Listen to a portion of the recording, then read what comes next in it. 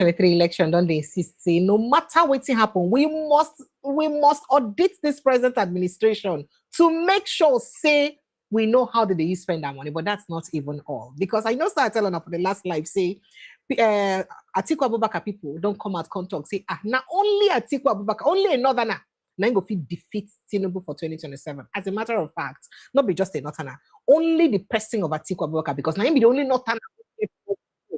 Now be the northerner way gets more capacity. Now be the northerner way be say get everything where it take to defeat President Bola Ahmed Tinubu. So every other person they talk their own. Not just that. Bolaji Abdullahi, maybe the spokesperson of the ADC don't come at contact say Peter Obi didn't been do too much. As a matter of fact, say the kind of freedom we didn't give them and the kind of concession we didn't give them, they don't give any other person for the party that kind of concession. And say at some point, Chibuike Rotimi Amechi, the former governor of Rivers State, been the threatened saying he go leave the party because of Peter Obi, because of the kind of preference what did they give Peter Obi. So all of this matter and more, 9 day for table as Dr. Katch, don't they ready to respond to all these people then? Because some people go talk, say, oh, this now war of narratives, to play down Peter Obi, to spoil the name of Peter Obi, because if he can't do anything, spoil his name. Remember what Adams Oshimole talk yesterday for Inside Channels Television. He talk, say they no need to campaign against Peter Obi because say Atiku go help them do them very well. That's it. Say Atiku they help them campaign against Peter Obi very well. It can't look like say now only Peter Obi be their major competitor, but not just Atiku Abubakar. And do you think that Atiku's men are actually doing that work by campaigning against Peter Obi very well? But that's not part of the responses ABC Dr. Katch will give them this evening for Inside the Show. Welcome to the show. It's always a beautiful day to bring on our updates of all the things that really happen for inside the country. But as CDB, make I go drink some water, drop cup, then I'm going to bring Dr. Katch enter inside the studio. Stay with us.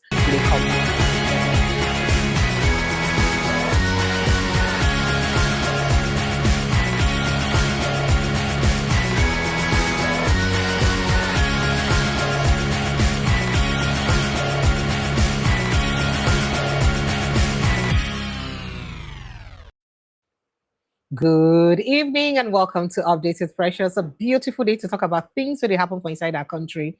And not just talking about it, to also proffer solutions and look at possible ways where we'll get things better for inside the country. Joining me for Inside the Studio now, Dr. Katch. Dr. Katch, good evening and thank you so much for joining us. Welcome to the show.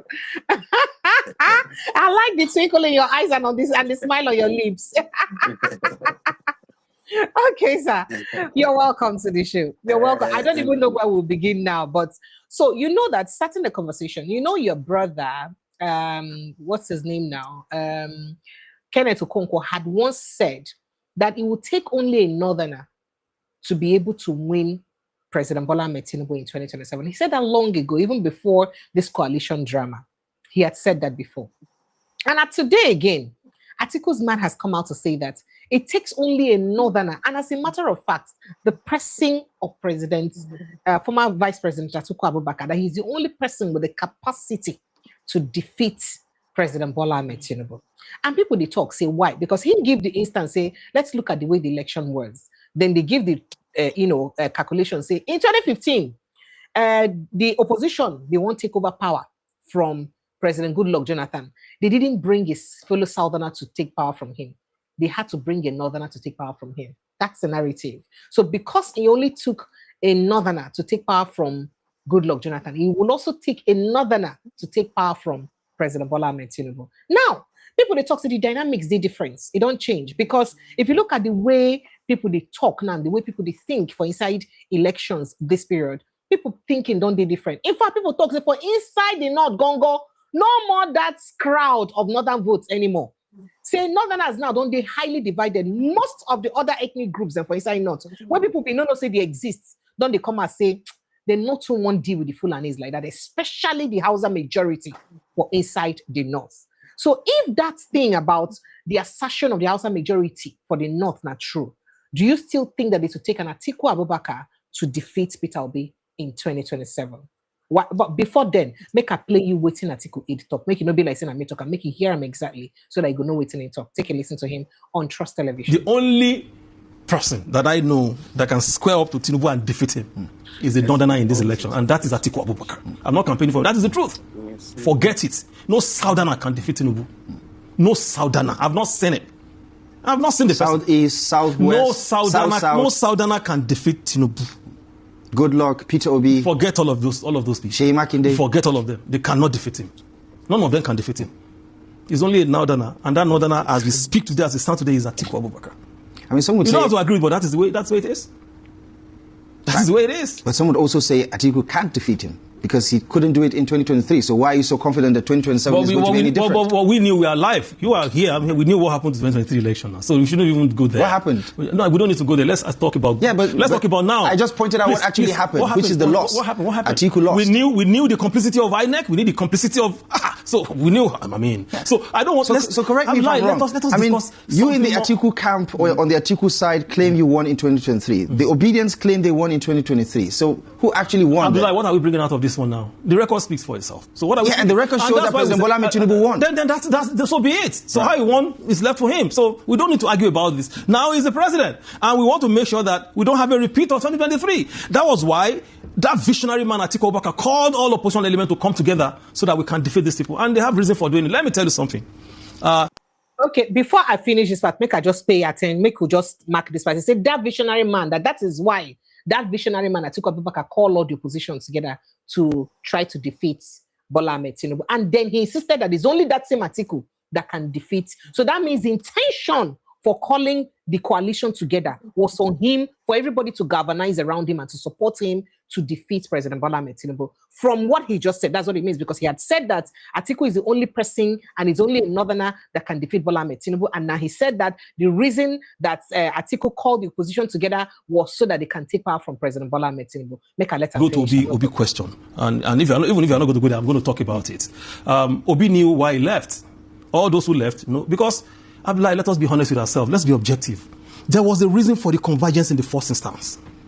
And what was this reason? What was this objective? It was to rescue Nigeria from the failed leadership of Bola Tinubu.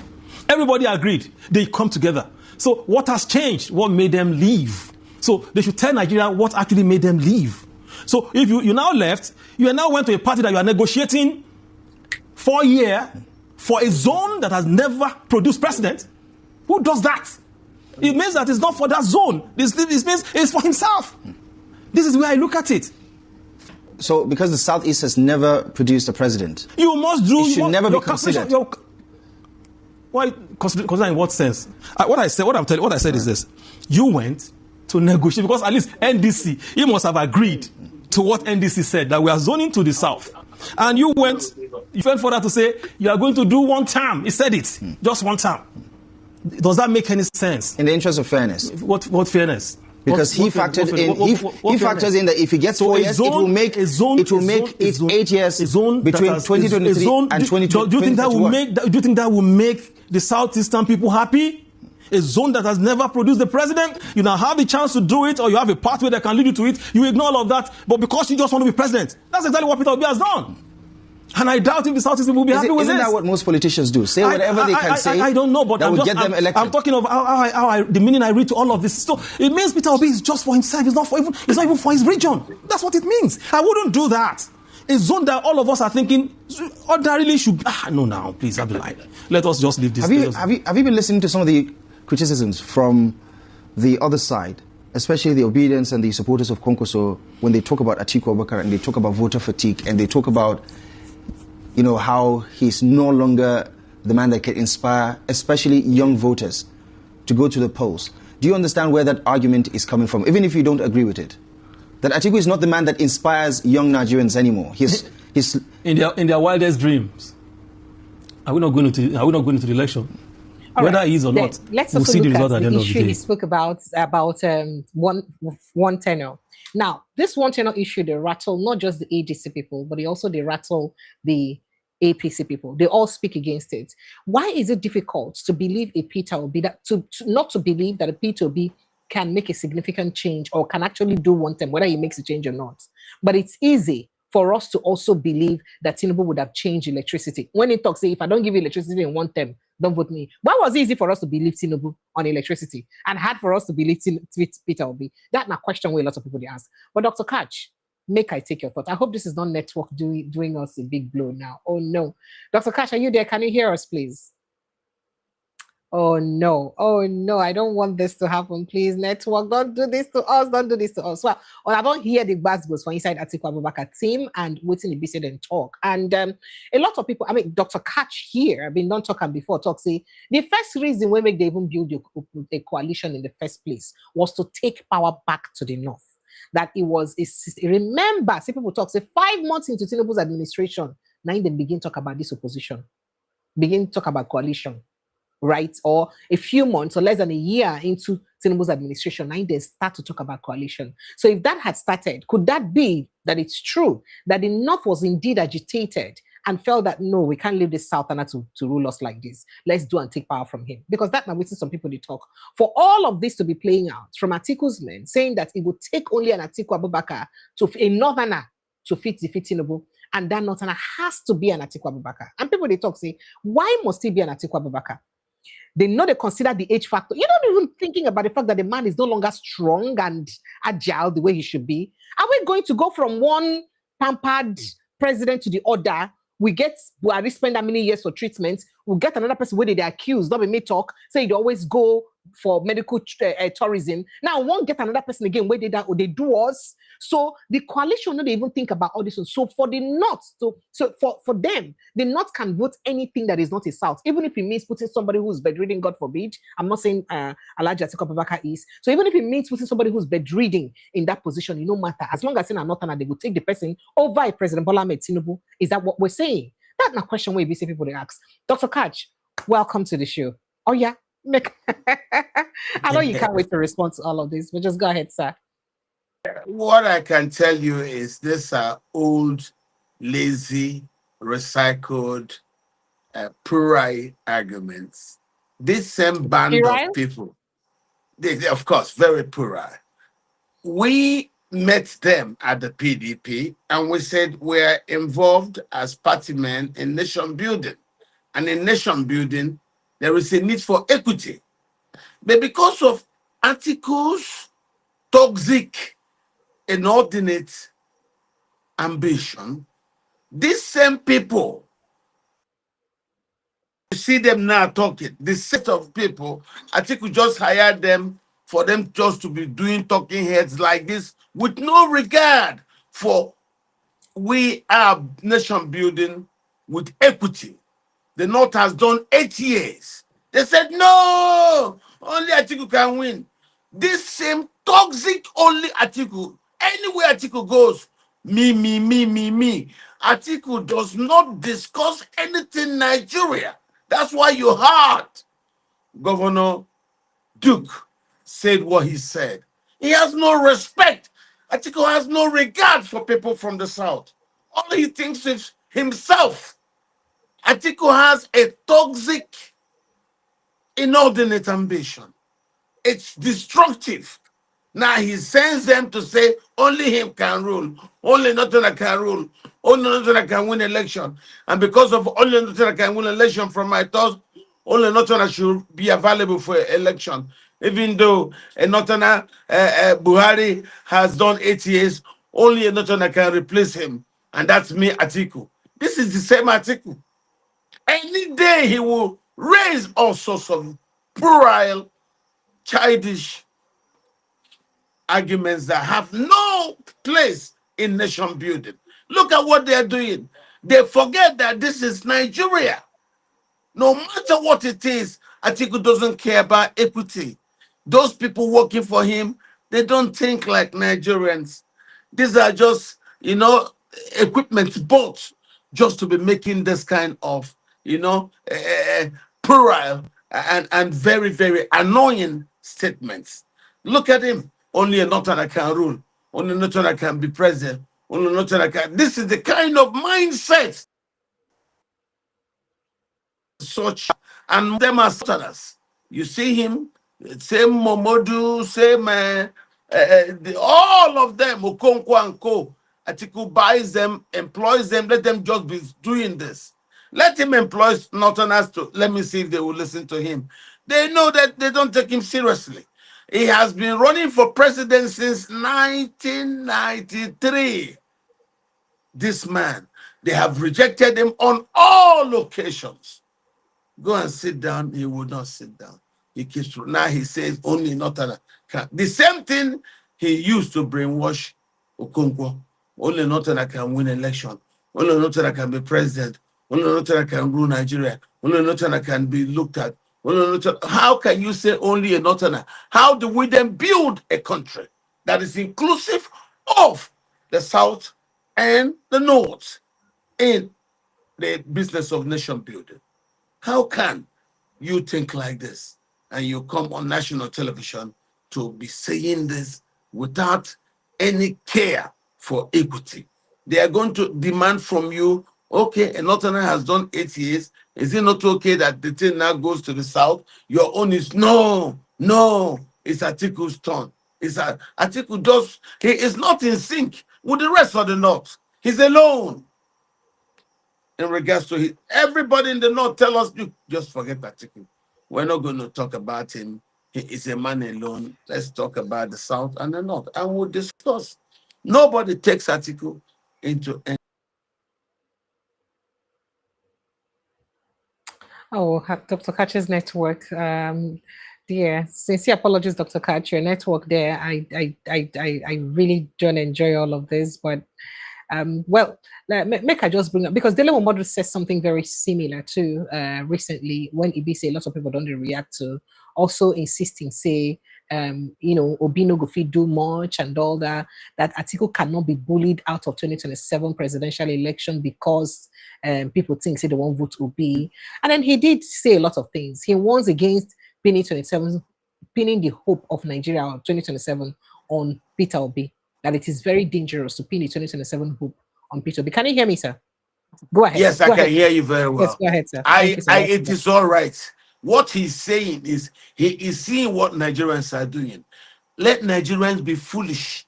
Nigerians are on their own using P2B as the icon of their struggle for a better country. That's all. So it's not P2B. P2B is not the one propelling this issue. The hysteria that they feel in Atiku's camp is understandable.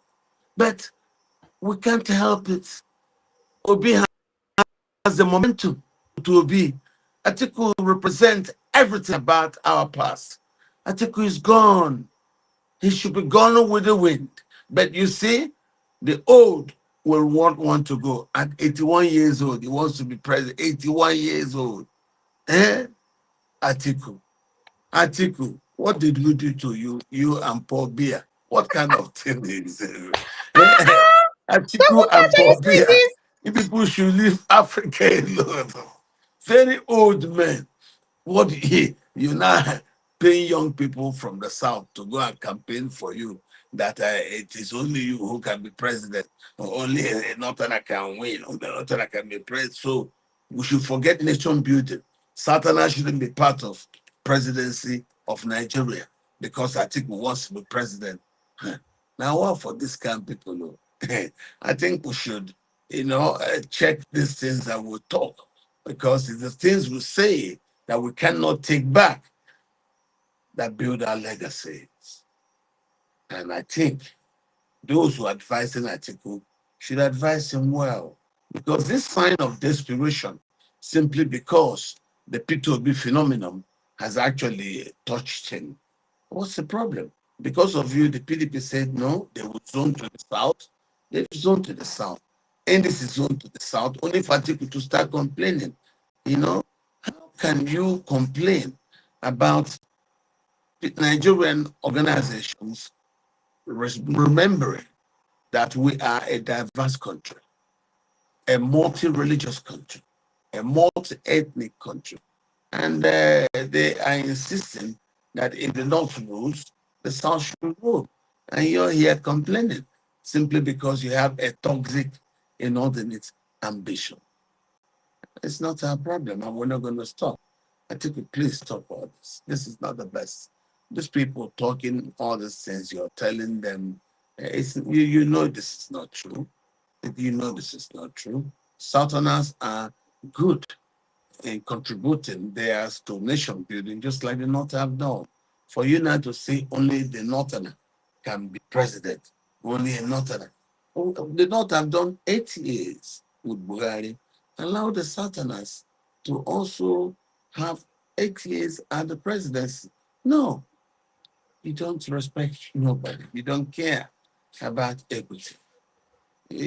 That's why they've all left you. See, the politics, the society have abandoned you, and that you should not learn from. It's sad, very very sad. Hmm. All right. So people like Dele Momodu now, what they want, say, make Nigeria, they very careful about putting the hope for 2027 for inside P2B. Say they very risky. What will be the response we'll give? Because I get more things. We'll get talk about what in Fabi you talk. Fabi also did speak about the one-term thing, and it be like say that one-term thing they give them a lot of trouble. But let's focus on Dele Momodu first. Dele Momodu can they talk say would they forget about the important things? So we'll talk with the deal on zoning. That what is zoning? That zoning is not important, and that's why people like Rufai Yosini had responded and said that. But zoning was important to Atiku Abubakar when he took Goodluck Ebele Jonathan to court over zoning, over the Yes, fact that, yes, exactly. so why is it now that zoning is not important anymore? But so speaking on, their insistence about that zoning trivializes politics and all that, meaning say it doesn't matter. And then speaking on putting too much hope on P2B for 2027, what do you think Sedele Momodu they try talk? Well, what they're trying to tell you is they do not know Atiku that they have come to work for now. Dele Momodu, he was not part of our party at the time when Atiku formed the MPDP. Dele Momodu was not in our party. And all this Fabi, these boys, if people weren't part of what we're doing. When Atiku campaigned that we should respect the sanctity of zoning, and when he was doing that to attack President Goodluck's continued run for the 2015 presidency, it was Atiku. He formed at the head of the MPDP. He now formed that caucus, broke the PDP, and went out to form a coalition with people who came from AMPP led by Oboneonu, a faction of ABGA led by Rocha Zokorocha, and of course, President Buhari, who led CPC, and President Tinubu, who led the ACN. And that was how the coalition was formed. And that coalition became APC, and they got power. And in line with Atiku's exhortations and prayers, the North had 8 years of presidential rule through President Buhari. But after Buhari had finished, Atiku now started denouncing it. And that's what you're seeing. So Dele Momodu didn't know Atiku at that time because he was not part of the PDP. He just came only yesterday. They weren't part of us then. I'm a member, bona fide member. I participated for that presidency. I was a spokesperson. I had debates with Lai Mohammed, about 13 of them, representing the PDP. I did. So I knew at that time that the president being good luck, you could not remove, and that was the problem Atiku had. You could not refuse him the first option of refusal, and the party gave it to him, and Atiku got angry, went to APC, and Buhari came there, and probably Buhari told him and other leaders that he would do a single term. Of yes, he believed Buhari. So that's what he's remembering. As Buhari's single term turned to 2 terms. And he, out of anger, came to the PDP. We welcomed it. When he came, we zoned the presidency then to the North. In 2019, he, Atiku, became a beneficiary of that zoning of the presidency to the North. In 2019, he emerged, and I served in that presidential campaign team with Peter Obi as vice president. And that was how me and Peter started working with Atiku. And I went to 32 states with Atiku Abubakar in the same aircraft. I did. And so when it got to after Buhari's 8 years, I said, no, this is not going to work. I spoke to people, though the people agreed with me. We can't allow Atiku to undermine this issue about equity. And that was how I and Okukwe started the obedient movement and later served as a spokesperson for the movement for P2B. And of course, Charlie, he's a special advisor on public affairs. While Dino Melaya was special advisor of public affairs to Atiku.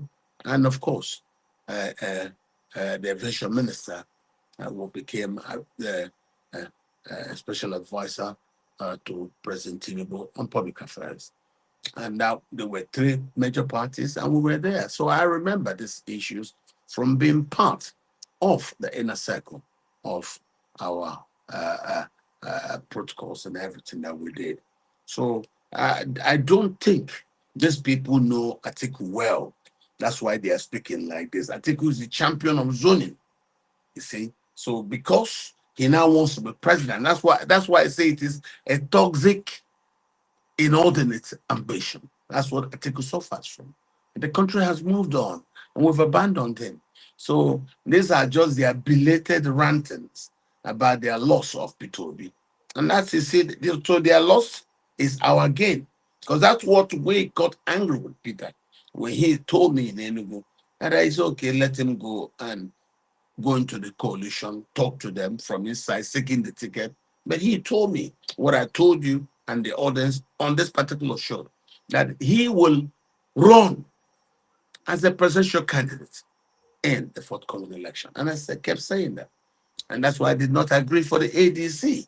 I saw what he didn't say. And that's why I said, no, we won't follow him to ADC. And we stayed away. So he saw a lot of us were not with him. And when even he got to the Abuja by-election, there was no enthusiasm. The people didn't come out to vote. ADC was just a flop. So we went back to what it was I had been saying. And ADC was just a strategic, ploy to corner P2B, ambush him, and then make him hopeless. And that we will not accept. ADC was like an abattoir. There was no way he could get the ticket. They were just very cold towards him. So what he was looking for was the ticket. That's all. So those who are saying they are getting angry, that's their problem. Peter is the person with the momentum. And the demand from the public upon him is so momentous that he cannot afford to fail the public. So when he now, having gone into the alliance, spoken to the people, probed him, there was no way he made that press conference and public comments in Enugu that there is no way for him to gain presidential ticket in the ADC. And that was it. So he now went into plan B. Plan B, Obasanjo stepped in, Kwankwaso became a reality. And then NDC became what I would say the proper platform for the elections. So the movement, as driven by the youth, is still there. The youth want. The youth don't want their icon of the movement to now be subsumed. No, no, no, no. Under any arrangement, that wouldn't work. So right now that Peter is back, free and available to the population, the people are happy again. They will start organizing again. The organic structure. Now we have time, it will be much better. We've proven before what the brand can do and what the strategy can do. It's a people-driven strategy. That's why the old people are afraid of it. Atiku represents the old. Forget the stories about them. Not what you not. Which Atiku is Fulani. His people are the ones killing. Who told you that anybody in the middle belt want to vote for a Fulani man? Nobody wants to vote for them. I was going to ask you, based on what you think the voting dynamics will be like in 2027, considering the subtle agitation right now for inside the north, what would they hear? Say some call Hausa people. If I would not see them come out, I don't show you videos where they come out, they talk A so lot. they vote Fulani people again and all They that. will And not. looking at the Hausas get the majority for those Yes. call not, what would they talk about? And they are Kwankwaso. Yes. Is They Kwankwaso are with Hausa or Fulani? Kwankwaso. Forget what they are Hausa or being Fulani? told. Is Kwankwaso Hausa or Atiku, Fulani? who? Kwankwaso, is he Hausa or Fulani? I thought he was Kwankwaso Fulani. has a Hausa base. The Hausas in Kano are with Oh. Kwankwaso. But he's a Kwankwaso has Fulani man invested anyway. more money. Kwankwaso has invested more energy in the Hausa population, in training them, in giving them access to higher education in institutions, places like Igbinedion University. Kwankwaso has them in incredible numbers. He's sponsoring them there. A lot of them he's sent across the world in universities to go and become better persons. Kwankwaso, like P2B, invest in education of young people. Check P2B's donations. Yes, Always targeting the nursing, girl child. education, yes. Exactly. Educational targeting of the girl child. Check it.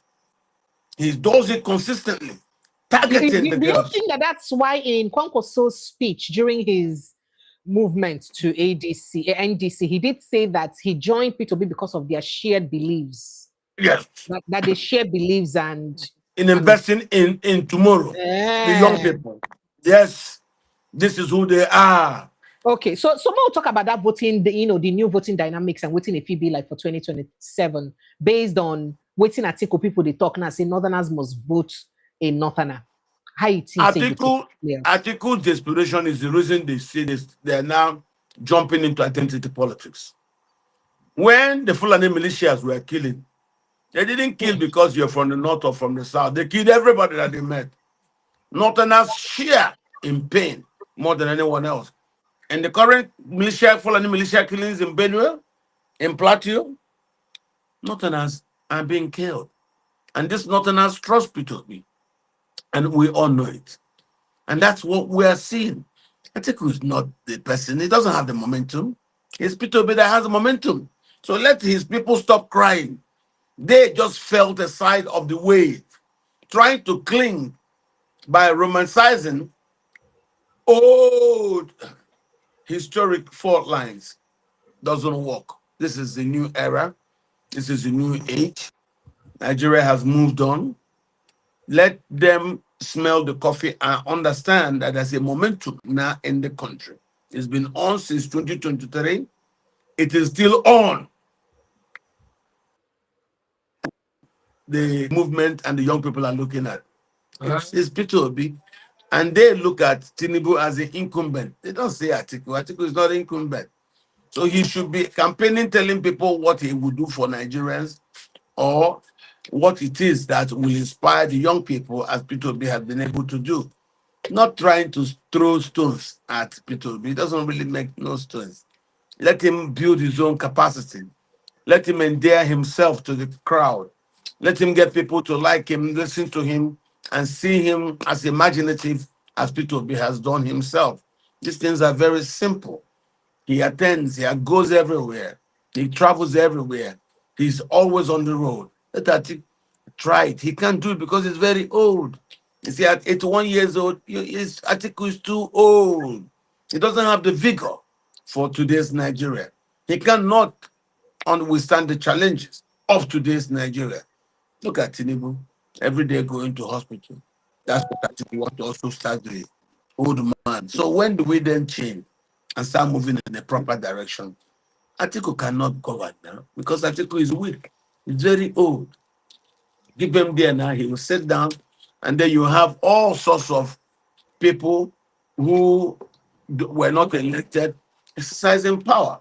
And that is wrong. Very, very wrong. So I think we should take something new.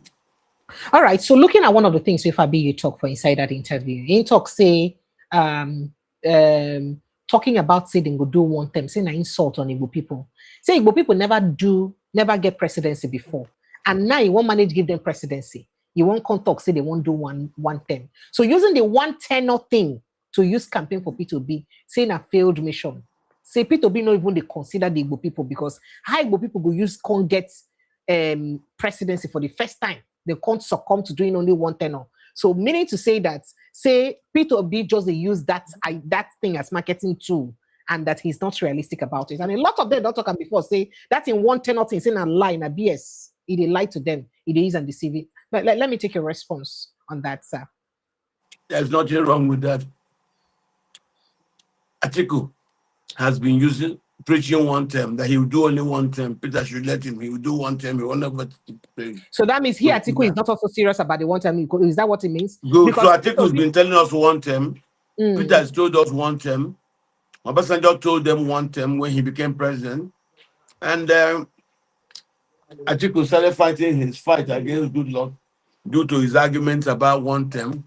So one term has fascinated Atiku's political life. He has heard the story from Obasanjo. He has seen different behaviors.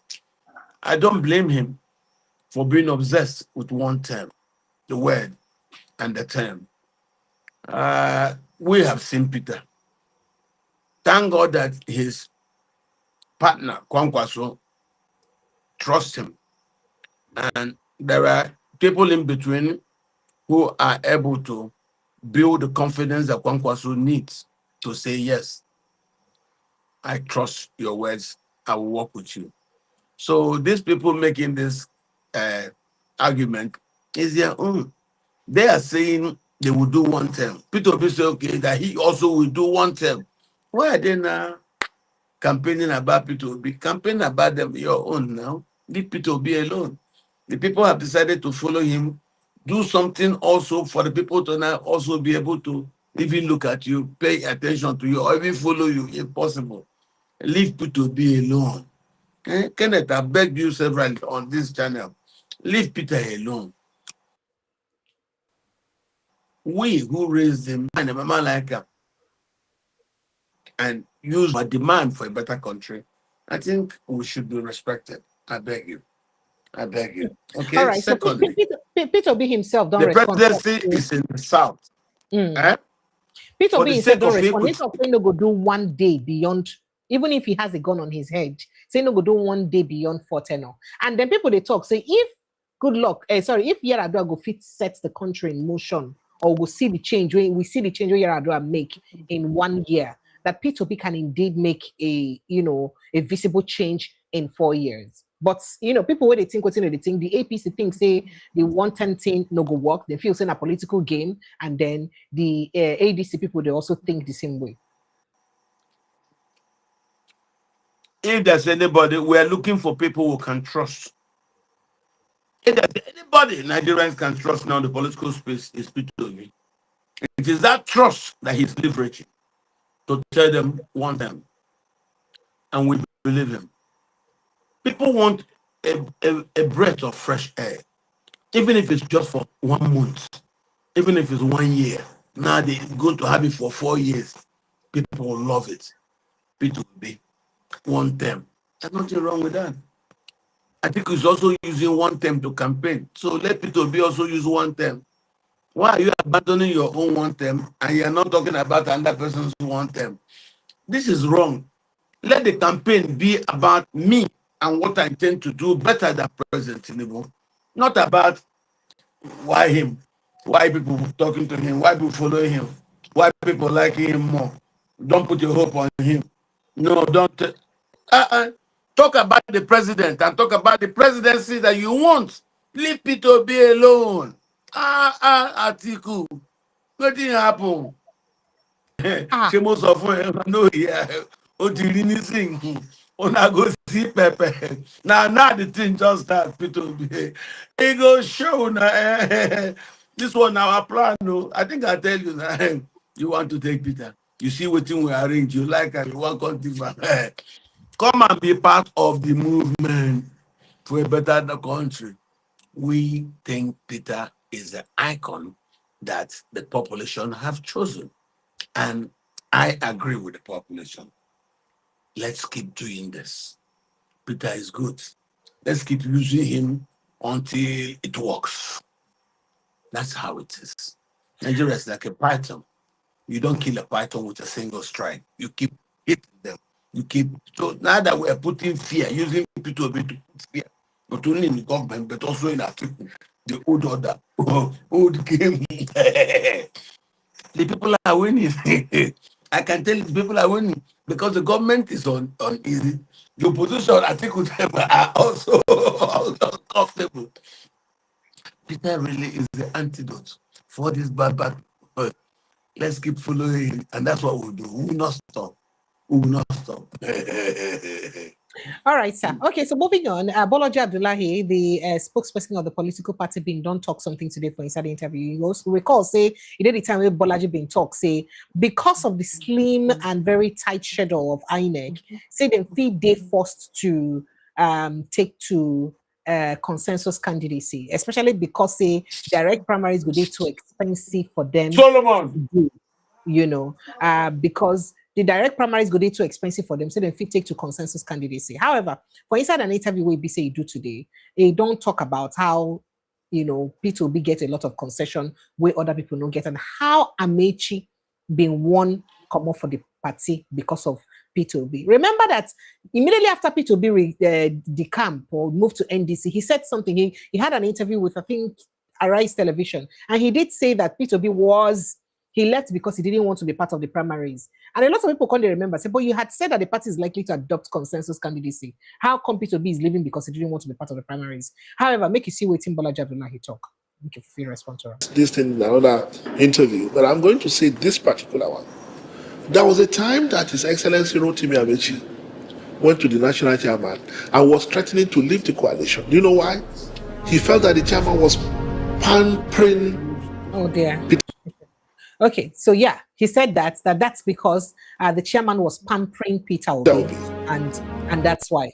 And that Amechi went to say that he does not want to be part of the coalition anymore because of that. I mean, you hear him, now he talk by himself. So what's be your response to that? Do you think Chibuike Amechi really did that? And if Chibuike did that, what does this mean? The reason I'm asking this question is because remember that rumors they carry him now say, Amechi they insist, say the presidential tickets must be zoned to the south in ADC. However, in don't buy form. You had to do in don't buy form. And Atiku don't buy form. If Amechi don't win that ticket, what he go likely do? Maybe he go succumb to being Atiku vice presidential candidate. How you think he go play out, sir? Out of respect, will react to your story.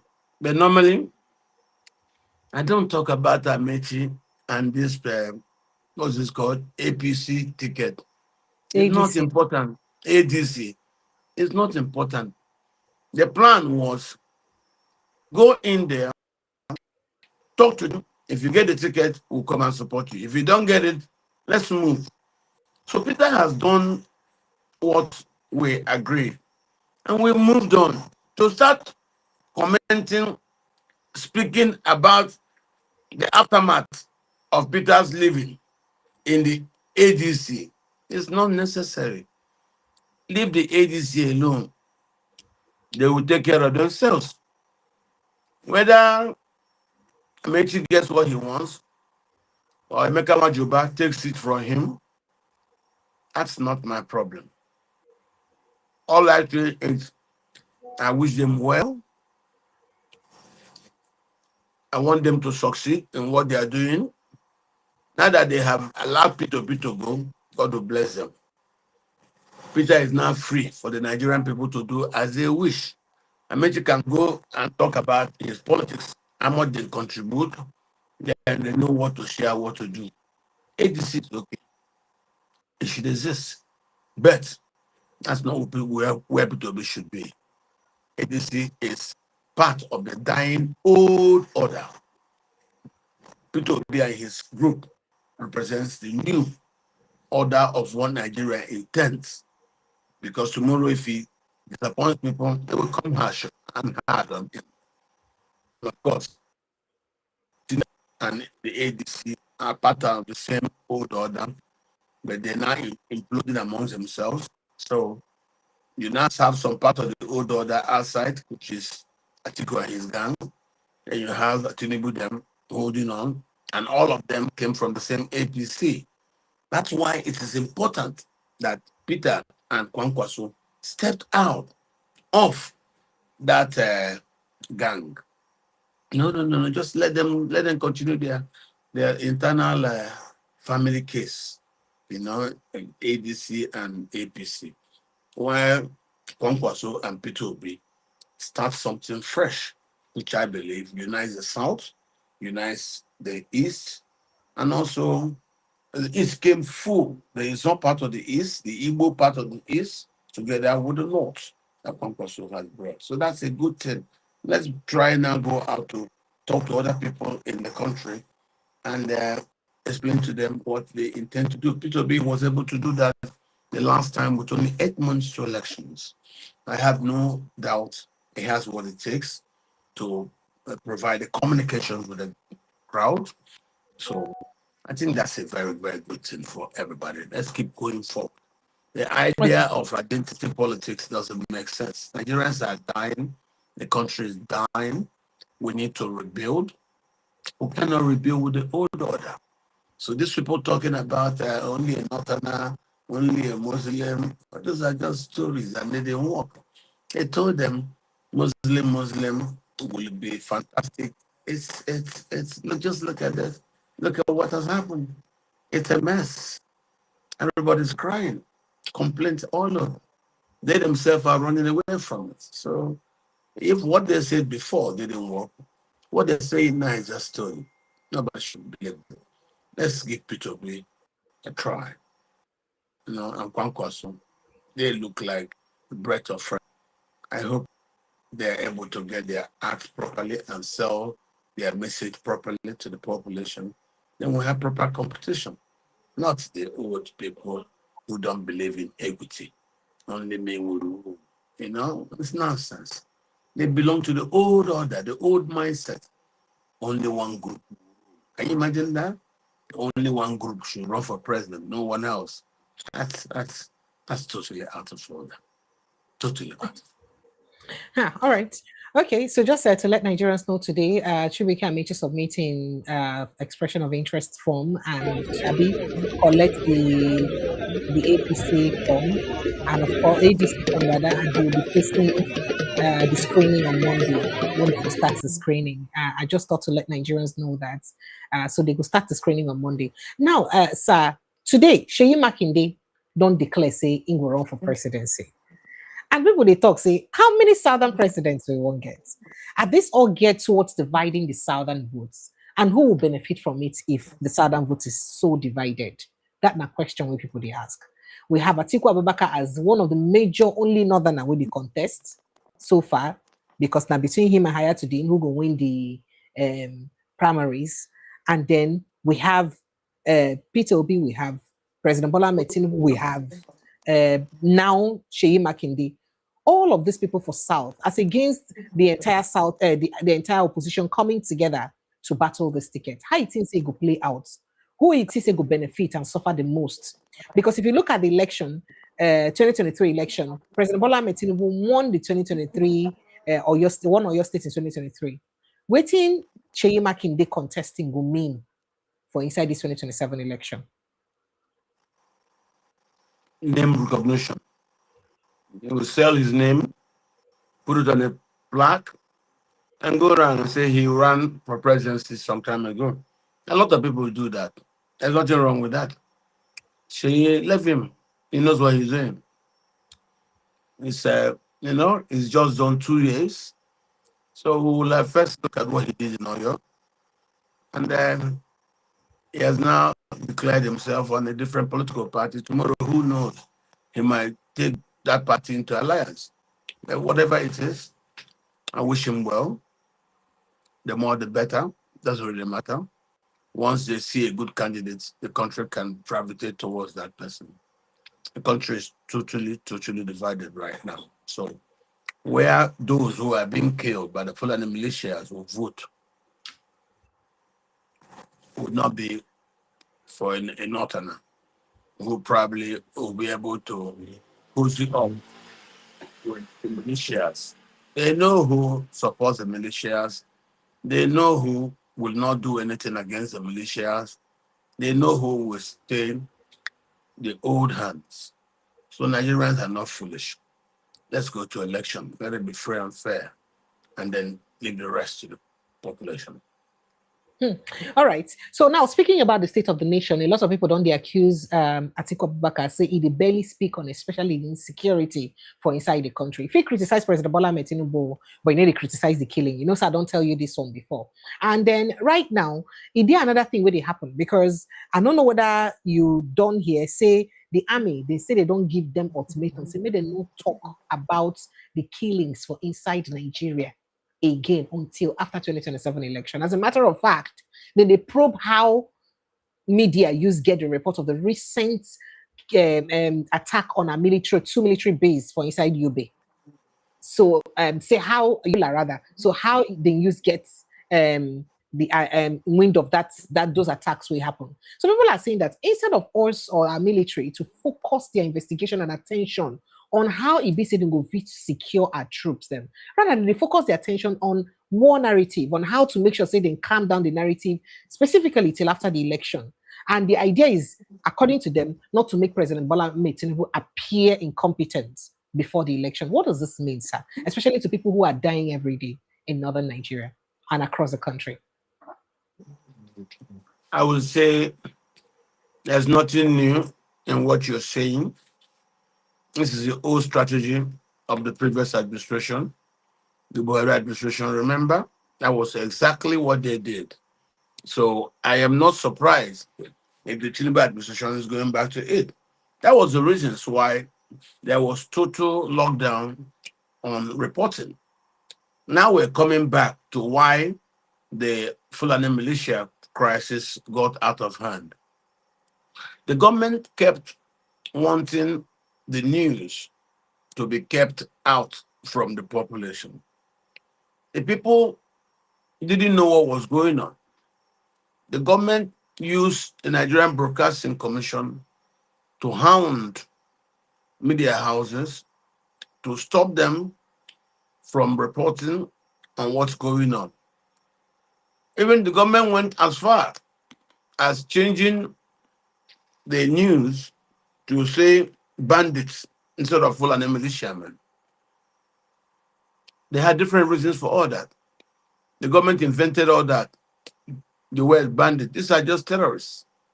These are Fulani militias coming from other countries in West Africa, so that when they stop that, the government will not be the only one to be dishing out stories, telling you that they are Nigerians. They're not Nigerians. These are the same people who travel from all parts of West Africa when Buhari told them they can come into Nigeria without visa. It's the same people. So what they want to do is go back to the old story where whatever you hear is what government says. They think that people's freedom of reporting, which is an expression of the Freedom of Information Act, the government doesn't like it. If you leave them, they will be in denial about a lot that's going on. They've tried that denial, but they think that allowing the press to report the truth and at the same time doing a denial policy, it's a difficult one. So Kuku stop by persuasion and gagging the people from knowing what's going on. There's nothing new in it. It's just going back to the old game, old order. You're right. By not reporting on the insecurity, you lessen the reporting of Tinubu's incompetence, which I've said several. He's been very incompetent in calibrating a reasonable response to the Fulani mayhem. They like to hide it. They wouldn't like to use the right word. Fulani militias, no, they don't want. They rather call them bandits. But this is the truth. It's better that we are precise with our description so that the public will know what is going on. It is not the North that's fighting us. It's not the Muslims in Nigeria that know it's the Fulani militias. Okay, if it's Boko Haram, we know it's a Boko Haram thing emanating from the Kanuri areas, and we know what that is. If it's Lakurua, we know it's just a new name of previously existing terrorists. If it's ISWAP, we know it's a name for terrorists also, but majorly organized under Ibira Muslims. Mostly Ibira Kene, not Ibira Koto. So I think we know what our problems are. It's just sad that the government of our country lacks the political will to deal decisively with this terrorism. Instead, the government has become complicit in the terrorism through their complacency. I will continue to say it. The complacency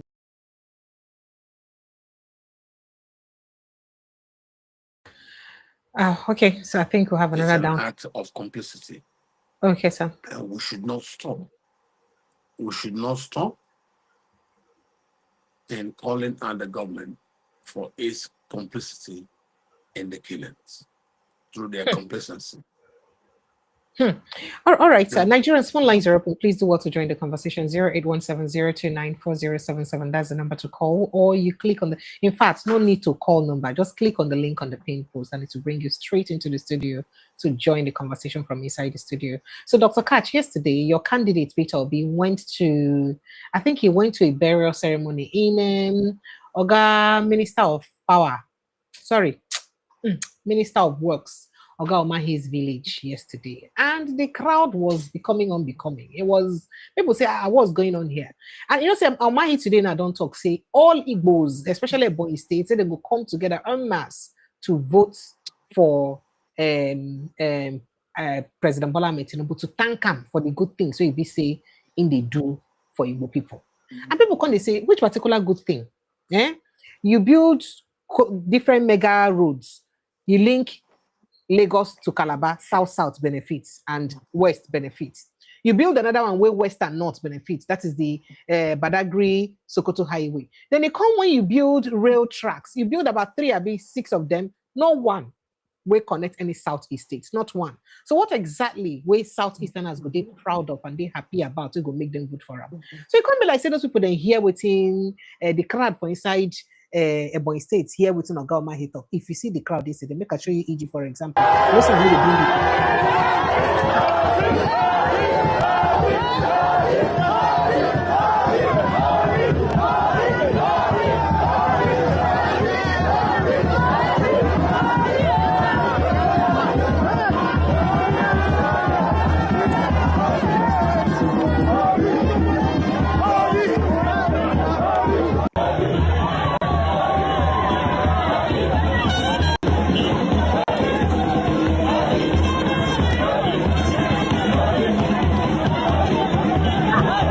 You see as people climb tree, people climb house, but then for CLB Halam. What is going in? And these people don't have respect for our professor by experience. They're not say, oh, God, they will mind a professor by experience. And for in all states, when they don't pledge, say the whole of Ebonyi State go come at conference for Tinubu. You can imagine the people. I know even if you show you video, make I not show you that part, you go vex. The part where be say the pastor day for church they talk. As the pastor they talk, he come to say, oh, welcome, some governors here with us present. He mentioned the governor of Enugu State, mentioned the governor of their states, their Ebonyi State, Winfuru, and in deputy. Mention them everywhere, just they immediately say, and some former governors Peter will be hey everywhere. Now people say, what's going on here? These people don't have respect that their former governor Oga Omahi knows. As make a report, then give you, sir. Is this good? Is this good? And just as that one they happened yesterday, now people come begin show circulate video. I am a group of duties at home. Number 1 says I clean and arrange my room. All of you say I clean and arrange my room. Number. You see the condition where the children then they learn hygiene. The unhygienic environment, so then they teach them hygiene inside. And on top of that is Oga Dave Umahi, professor by experience states. Now in this one did it happen. And at this same, you know the worst part of this same video started circulating more that yesterday when it say Oga Peter Obi visits the state. Is it good? Is it good like this? I say make a report give you. Okay, go ahead, sir. No vex. Before I begin take calls.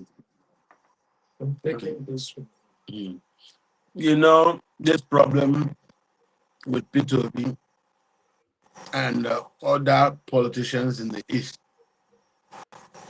is national. Okay, it's not restricted to only the East. Everywhere Peter Obi goes, he gets that kind of rock star welcome and reception from the people. And we like it. We think that gives us a lot of mileage, gives him quite a lot of what I would say press. And we pray that the crowd will continue to remain that excited and generate as much vote as possible whenever they see what they like. That's historically how it's been. You're not going to outlaw appreciation of somebody you like. He speaks to their aspirations, and that's the reason why they embrace his words and they love his words. So I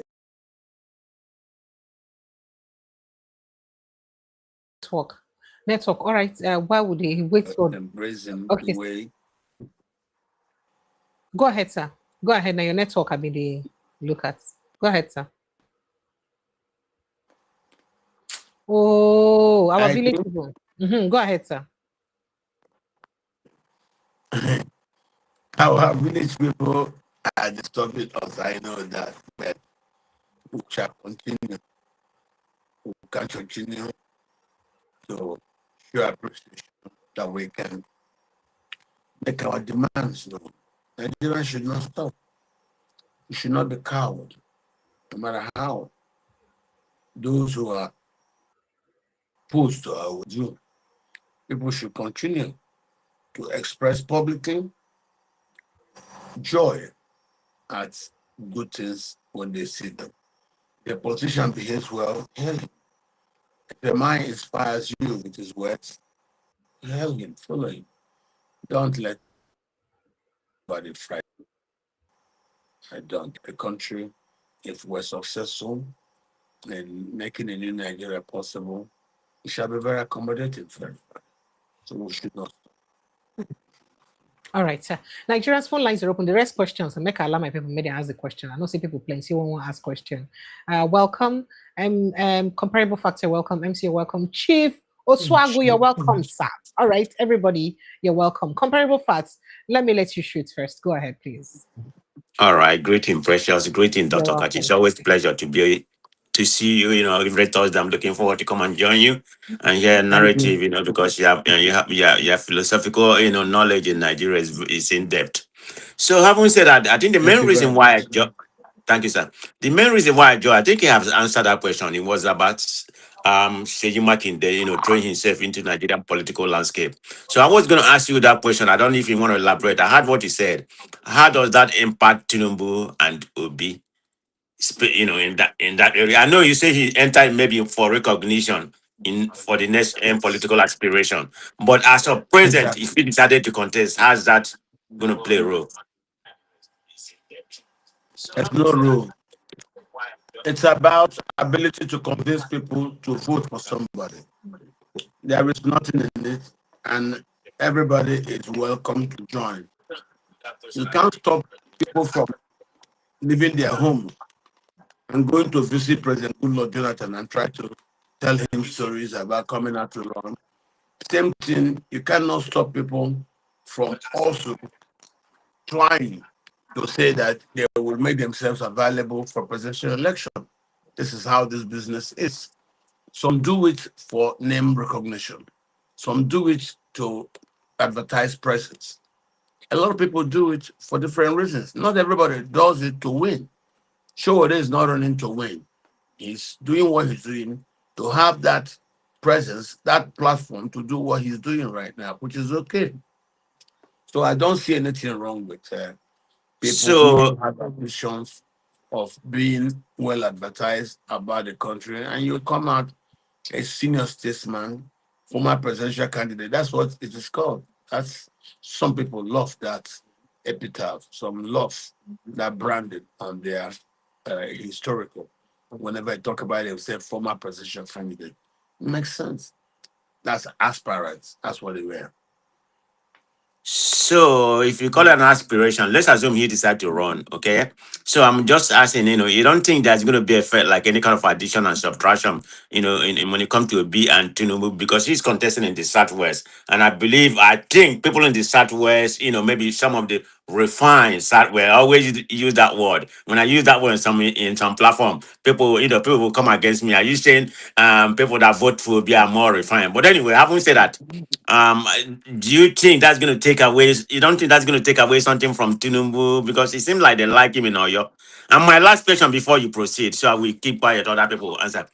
What is going on with Kenneth Okonkwo? I had his commentary, today, which I find to be bizarre because he came on national TV and disgraced himself. I'm not talking about his utterances before, but this is a fact or something empirical fact. And you talking about Obi has a third class a test class degree from UN when he was second. I mean, why? What is something wrong with him? Did he get drunk? I mean, somebody gave him some whatever kai kai. What's going on, No, please, sir? no, it's Peter. Peter caused it. So I think we also must find a way to appreciate when you see somebody feel pain. Appreciate that human beings will, if you put needle on the human skin, the person is like to feel it. You know, if you put pepper in someone's eye, the person will feel some pain. So they have seen pepper as Peter walked away. You know, some of them behave like gamblers. If you look at those people, Kenneth Okonkwo, all those people with them, Kenneth Okonkwo, just look at the gang working with Atiku. They are all like desperate gamblers. So they thought they had caught Peter when they came to, you know, somebody. And people were calling me, say, Kachi, what's going on? Have these people succeeded in brainwashing Peter? I said, no. They've spoken to a lot of leaders, and Peter have told me, which I shared on this station, that let him.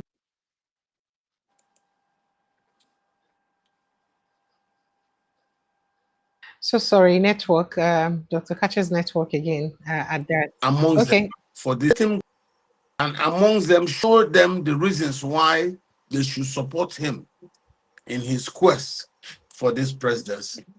But if it doesn't work, that then we would know that we tried. This were the Peter Obi's words to me one-on-one, as we discussed. And I said, okay. He knew my heart was heavy. He said, let him go. And I told myself, I said, if this will give him opportunity to get into that caucus and be able to speak to whoever he wants to speak to, so that at the end of the day, if he didn't work, he walked, he may be able to have met friends and built channels through which he's been able to convince people as to the appropriateness of our.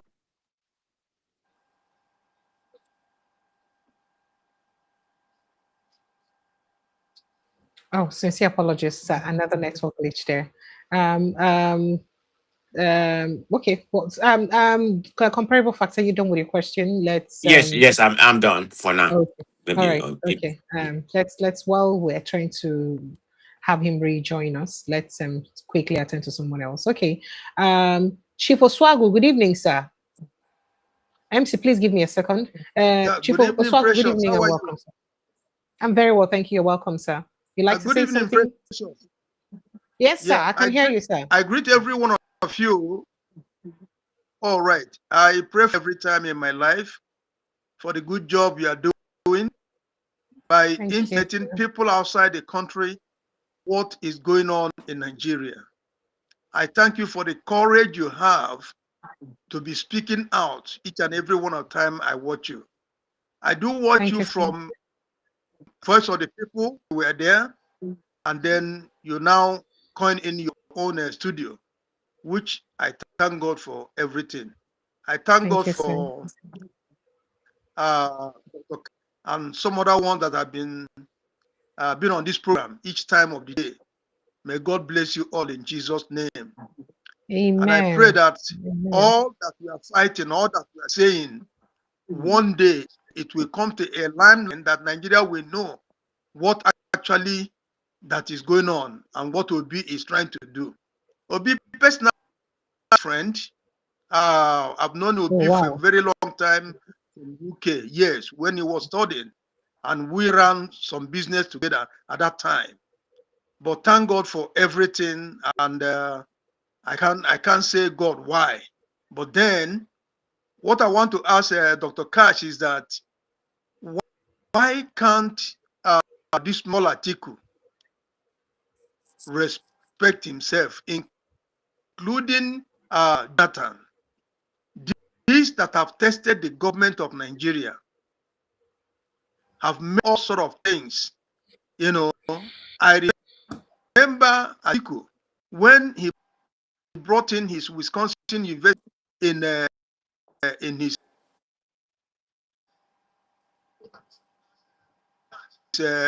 place.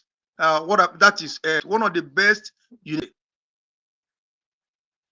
What is his problem? That every one of the time to coming in between B and whoever. He have run so many times, he never qualified. And at the end of the day, so I don't think anything that will stop Obi to get ahead with this. If all Nigerians will sit up around, go and vote, and make sure that vote counts, I think Obi will make a better. So please, my question is that let everyone, yes, I know it's from the south, and all the rest of them. They have run before, they have governed us before, for Yaradu and all the rest of them. I think there's time people should rest in this politics in Nigeria. Thank you. Thank you so much. I appreciate you. MC. Yes, I can hear you. I said thank you so much, sir. And thank you for your prayers. I appreciate you, sir. Thank you. Okay. And you're welcome here. MC, go ahead, please. Yeah, Precious, good evening. Yes. Comparable facts, good evening. Good evening, everybody. Dr. Katch, he hasn't come back. Well, we're trying to have him rejoin us. I think it's network issue, but let's just give it some time rather. And okay. Okay, I will have my question till he comes back, but let me quickly let me respond to comparable facts. What he was talking about, Sheyi Makinde. Sheyi Makinde coming into the race, for me, I think it's a good thing though. Because let him go, or should I put it as if, let me put it this way: it's more like a revenge to Wike and his master. It's more like a revenge. You know, when they said they were in a room together, Wike was saying that I will hold PDP down for you. So, like for me, I feel Sheyi Makinde, according to Sheyi Makinde, that did not go down well with him. Because why will you? Because you've destroyed the PDP. Because I think Wiki and his master were the ones sponsoring the people that destroyed the PDP and everything. So Sheyi making it my feel now by coming in now. It may want to like maybe some of the people that wanted to go to lean towards Wiki's master.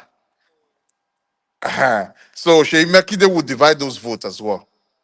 So I think that might help as well. So Obi's vote and everything is intact. So but Sheyi Makinde I would like want to like divide that one that will go to that to that Wike's master. So I think so is a game. Let's see how the whole thing goes. So that's why I think I'm just thinking it because it's a good thing. So let's see how this whole thing goes. So and again, this Kenneth Okonkwo, you know, we said it the other day that these people are crying as if little baby when you take fully bottle from their mouth, you remove the milk from their mouth, they continue to cry. So, but this cry is getting too much. It's getting too much, and I think it's time for him to stop. Enough of this cry. If he's pained, he should also decamp to NDC and go and beg Obi and ask for forgiveness that I really want to work with you. He should just do that. Be a man. Rather than coming out on the air and disgracing yourself every day. I even pity the mainstream media that grants these people airtime to speak, to come and speak nonsense. That's what I will contribute for now. Till when Dr. Cash come, I can put in my questions and all that as well. That's what I will contribute for now. Okay, so but do you not think that Kenneth Okonkwo and the rest of them are entitled to their opinions and their beliefs and who they should vote and campaign for? But not when it comes to criticizing them for having their various beliefs. No. Not when it comes to you telling lies. Not when you just want to destroy somebody. No, not when you come to that areas. You shouldn't come up and start destroying people. That ABC gong where they say they can wait supposed to be one of the people where they go for presidential candidates who also make a third class. Why can't Okonkwo they also talk about that person? I mean, I never hear that. So that's what I'm saying. But not when you just focus on one person. You just focus on just focus on the person that have done nothing to you people. You may want to address your question. You may want to take him on the question. Mm-hmm. So, Dr. Katch, good evening, Yeah. Dr. Katch. Yeah, Good you're welcome evening. back. Yeah, my question is this. Yeah, my first question is this: is regarding this Sheyi Makinde coming into the race. Yeah, don't you think that Sheyi Makinde coming to the race, some of the people that might want to lean into Wike's master, eh? Don't you think that Sheyi Makinde would take those would take those votes from Wike's master? What do you think on that area? I don't think so. Okay, Shea Makinde is an unknown quantity when it comes to presidential politics. It's one thing to say, I want to be president. Let us see him organize.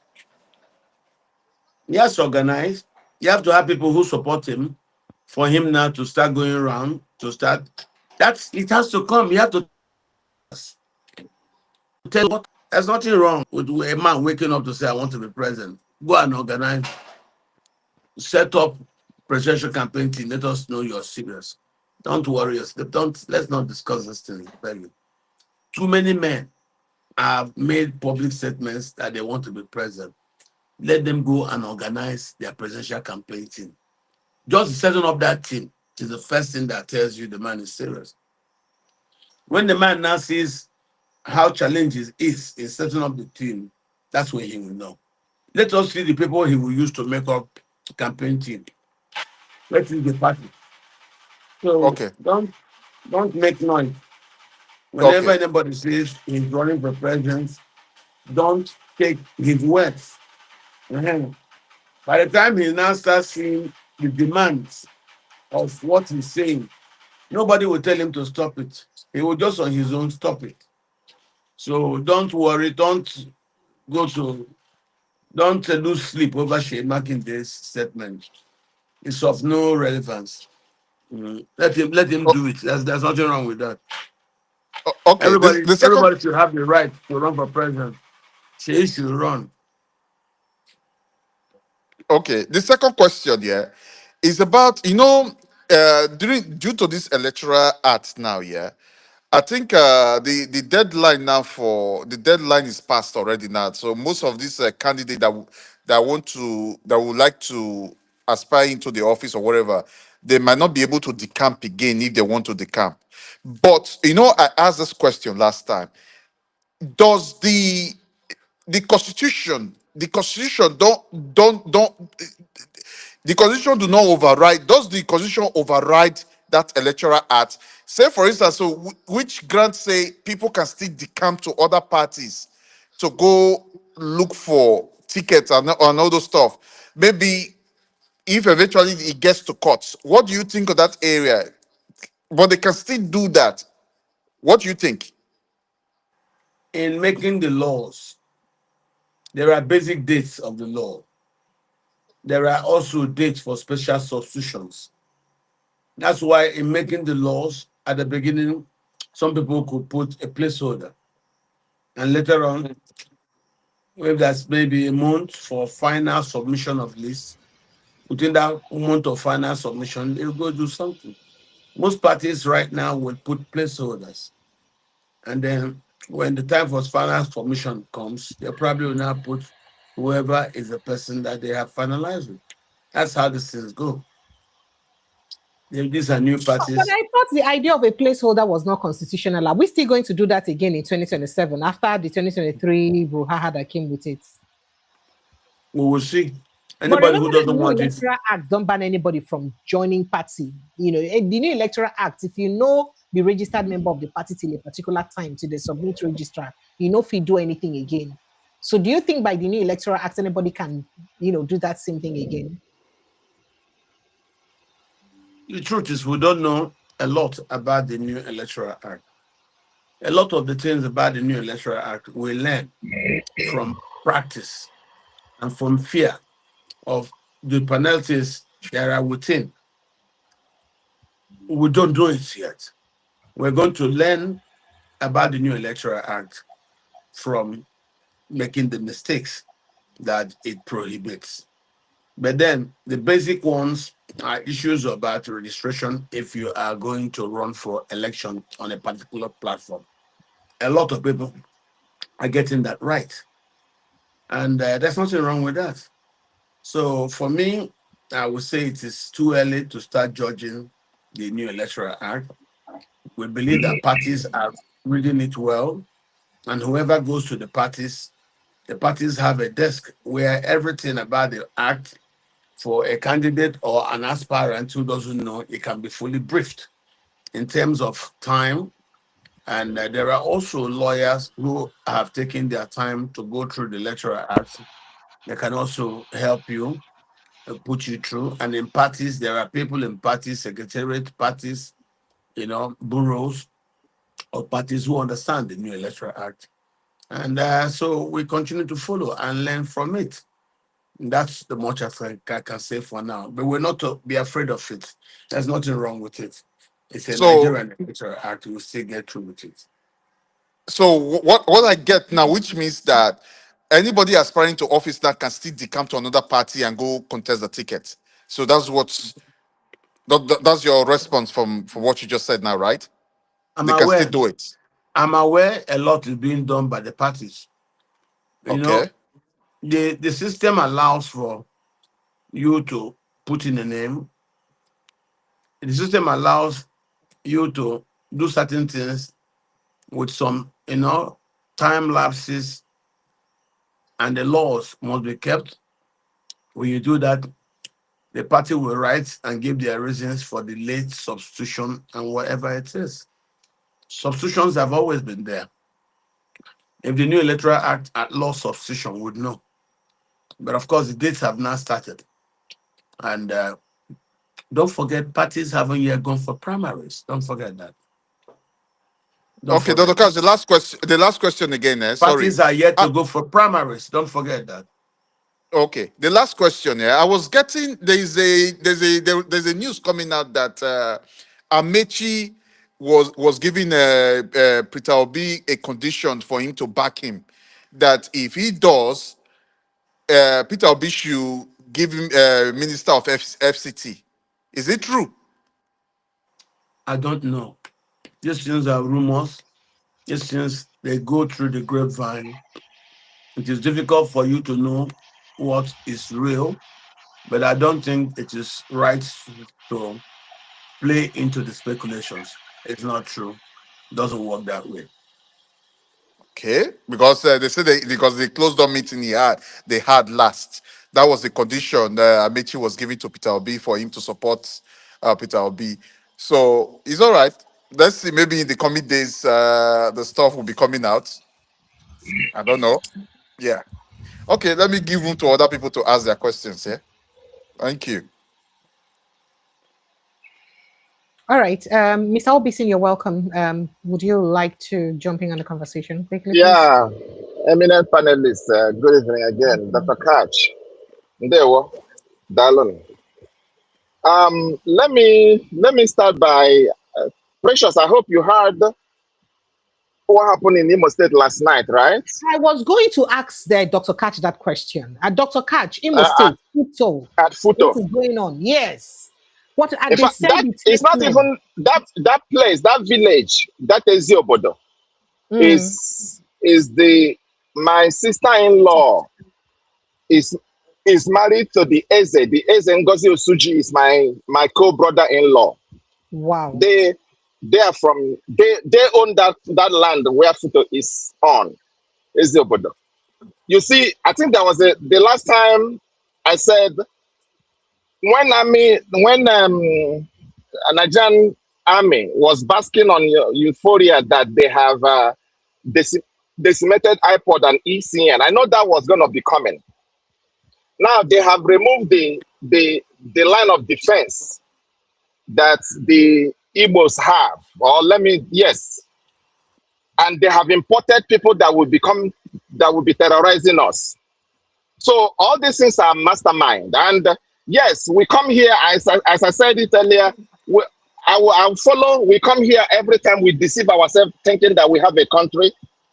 But let me say this on Atiku. You see, and for everybody hearing me, you see the stock these people are made of. So all this while, and what I mean is, their doctrine of deception. All this while, in his heart of hearts, what he has is to deceive Obi, so that at the end of the day, Obi will not have any option but to be his vice. That was why he never came out openly to say, you know, I think one time I had on the there was a time, I don't know which station that interviewed him. He said he was going to be on the ballot, you know. So he never came out openly because in his heart of hearts, they wanted to go up to be so that he will not have any cause and become his vice. Now all of them are crying. Kenneth Okonkwo, I mean, it doesn't matter. Is it because he's an Igbo person? That's why we're all saying this. It doesn't matter. He can support anybody he chooses to support. Okay? But they will all come back. And my own thing is, like, I think the last person that spoke about Sheyi Makinde, I want a robust democracy if we will ever have it. Let everybody come. But the problem I have with Nigerians is their greed and their penchant to hold on to what they know that is not going to work for them. Otherwise, when all these political parties now, if they do their primaries and the press papers come out, the ones that know that they're not going to make it, they should collapse their structure and support whosoever they want to support. So that their members will also support whosoever, be free to support who they want to support. But somebody will be there, even though they know they're not going to get up to 10,000 votes. They will still be there to answer presidential candidate. I don't know how to qualify it. But that is to tell us the stock these people are made of. And then on Dr. Katch, what I want to say is, does Obi not have a spokesperson that will be coming out just as these people are coming out and vomiting the trash they are vomiting? Let Obi have a spokesperson. Kwankwaso should have a spokesperson right now, not when. Okay, the other day I asked, who is contending with Obi in NDC? Is there any other front runner or front contender with Obi in ADC that we will say, okay, maybe he might not get it? If we are sure he's going to get that ticket, then they should float their spokesperson, people that will come and be, rebutting some of this rhetoric that is on the air every day. Because when you allow a particular narrative to fester for 1 or 2 weeks, and Nigerians, we are myopic in our way, the way we reason, especially when we are not politically, acclimatized. So I should think that they should have their spokespeople on air, on social media, wherever. As you say, if they are bumper to bumper, follow them. Whenever these people come out to say something, let somebody come out to rebut it, to say this is not true, and then show their own evidence. I'm glad because I saw some of the things in our platform here when they will show us what Kenneth Okonkwo speaks from both sides of the mouth. Him, Reno Mokri, Daniel Boala, they all speak from both sides of the mouth. This is somebody that you have vouched for, almost wanted to swear on that you will die for him. All of a sudden, because he has not allowed you to keep on milking the man you are milking. Just like somebody said, taking away the feeding bottle from his mouth, and therefore he will be there and spewing nonsense. But my own thing now is, if I'm to advise Obi or anybody who has his ear, let them have, and not one spokesperson. Because in when they came as Labour Party, this Kenneth Okonkwo was there. There are several people that were there as spokespeople. So let it not be just on Tanko, on Yunusa Tanko. Let them bring down vibrant, oratorials that will be able to speak and say this is not true, so that Nigerians will know who they are rooting for. Nigerians will know who they are rooting for. But anyway, as I keep saying, let's hope and pray And if I go with Dr. Katch's optimism, let's wait, and see how it fares. All All right, right. Thank but you, we're Mr. going to Obisi. do more. We're going to push it. They Thank they you, have Mr. reached Obisi. my homes. They have reached my that is like my second home. When I go home, they house me. Okay, now they have reached that area. Where else are we going to run to? Dr. Katch, I mean, we're looking at what happened in Futo yesterday night. Until now, there's a lot of tension in that area. That Fulani herdsmen precisely was what the community people said, invaded the community and attacked people. And there's a lot of tension. I'd like you to react to this, especially in the wake of the entire security issue we have in Nigeria. Ezio Bodo and the other community, they're inside the Futo community in what do they call it? In Oweri Municipal. in Imo State. Yeah. If they can conduct such brazen attack in that kind of place, that means no one is safe anymore. I agree with you. What you're seeing is that the crisis we've seen in the southwest is also being replicated in some measure in the southeast. That it's a national, is an ongoing national crisis. It's real. That's why I condemn the army and those who are saying that we should reduce the reportings on this incident. No, we're not going to stop the reporting. We will not reduce the reporting. We will not be gagged. We will raise our voice.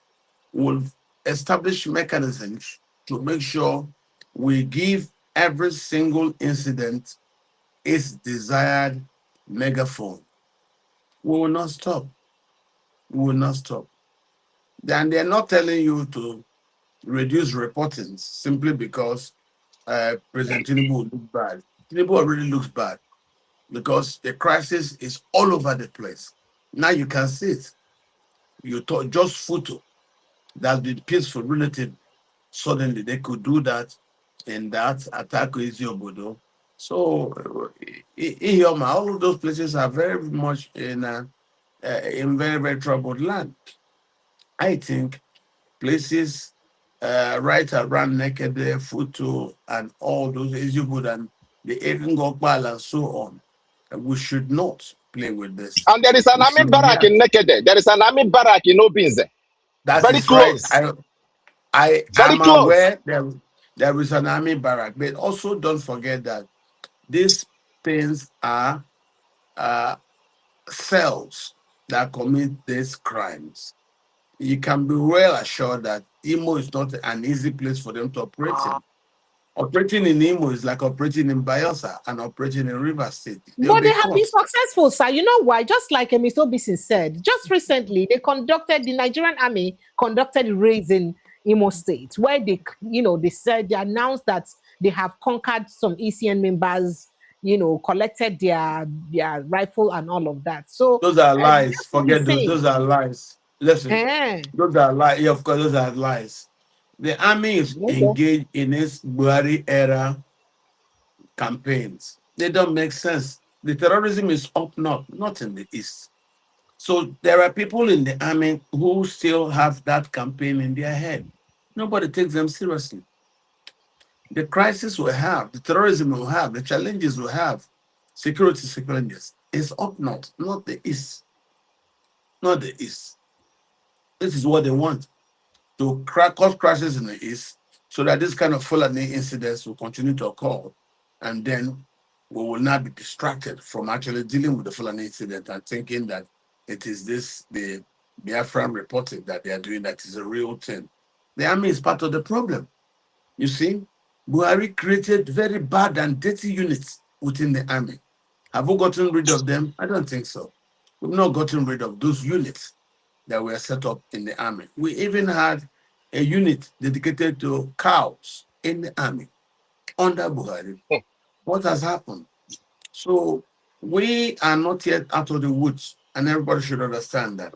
So if you hear there is problem in Yenegua, in Port Harcourt, in Owerri, or in Benin, understand that The crisis is all over the country, and they All can right. spring up anywhere. So All let right. us continue to be as vigilant as we've been doing. I said it before. Crisis in Kwara or in Ondo means insecurity in Enugu and Oh yeah. Imo State. And you have seen it now. One is So above the fact that all we over. saw those crises last month in Kwara and later Oyo and then Ondo, no, it's look at it now, it's here. It was in Bayelsa, it was in Rivers, and of course we saw how the Rivers people handled it and say, don't worry, don't even send the army, we can take care of ourselves. I pray other communities can do the same thing, just as those people did in Ozoro, you know, in Isoko. And I think with time, our people will be able to have the capacity to deal with these issues. All Imo is right. already a properly policed place because I know a lot of local governments have been empowered with the guns provided by the governor. So I don't think the Fulani will go too far in that area. All right. Hello, good evening and welcome. Good evening, madam. Yes, please. You're welcome. Yes, please go ahead. On the good evening, Dr. Katch and other guests. My contribution will start with we are bothered about most of us are concerned about Makinde participating in the presidential election, Kenneth Okonkwo coming to say whatever he's saying, and Atiku. But because what? Because we don't trust the electoral process. This is just the fundamental reason why most of us are feeling concerned, because the ruling party, which is APC, just want to have that, create that illusion that this vote is being divided to be able to win the election. If not, most of these people don't count. People like even Asari Dokubosh to come and take presidential tickets and contest. It doesn't count. Abby? Counts is the vote, which I know that majority of the people will vote for P2B because Nigerians are sick and tired of the way Nigeria is moving. So most of us are complaining that Makunde is taking, will divide the votes, good luck is coming, whoever, because we don't trust the electoral system. If the election will be free and fair election, it is a gun story. A gun story. Obi is a winner. Before even 11 o'clock in the morning, it has been declared. So most of our concern is this. And on the security aspect, on what is happening in Imo State, if we want to even go with what the army said, that they have disarmed the ENS, whatever, the IPOP, you see, this is where we always have, we disgrace ourselves as a nation, and we have to learn how to call a spade a spade.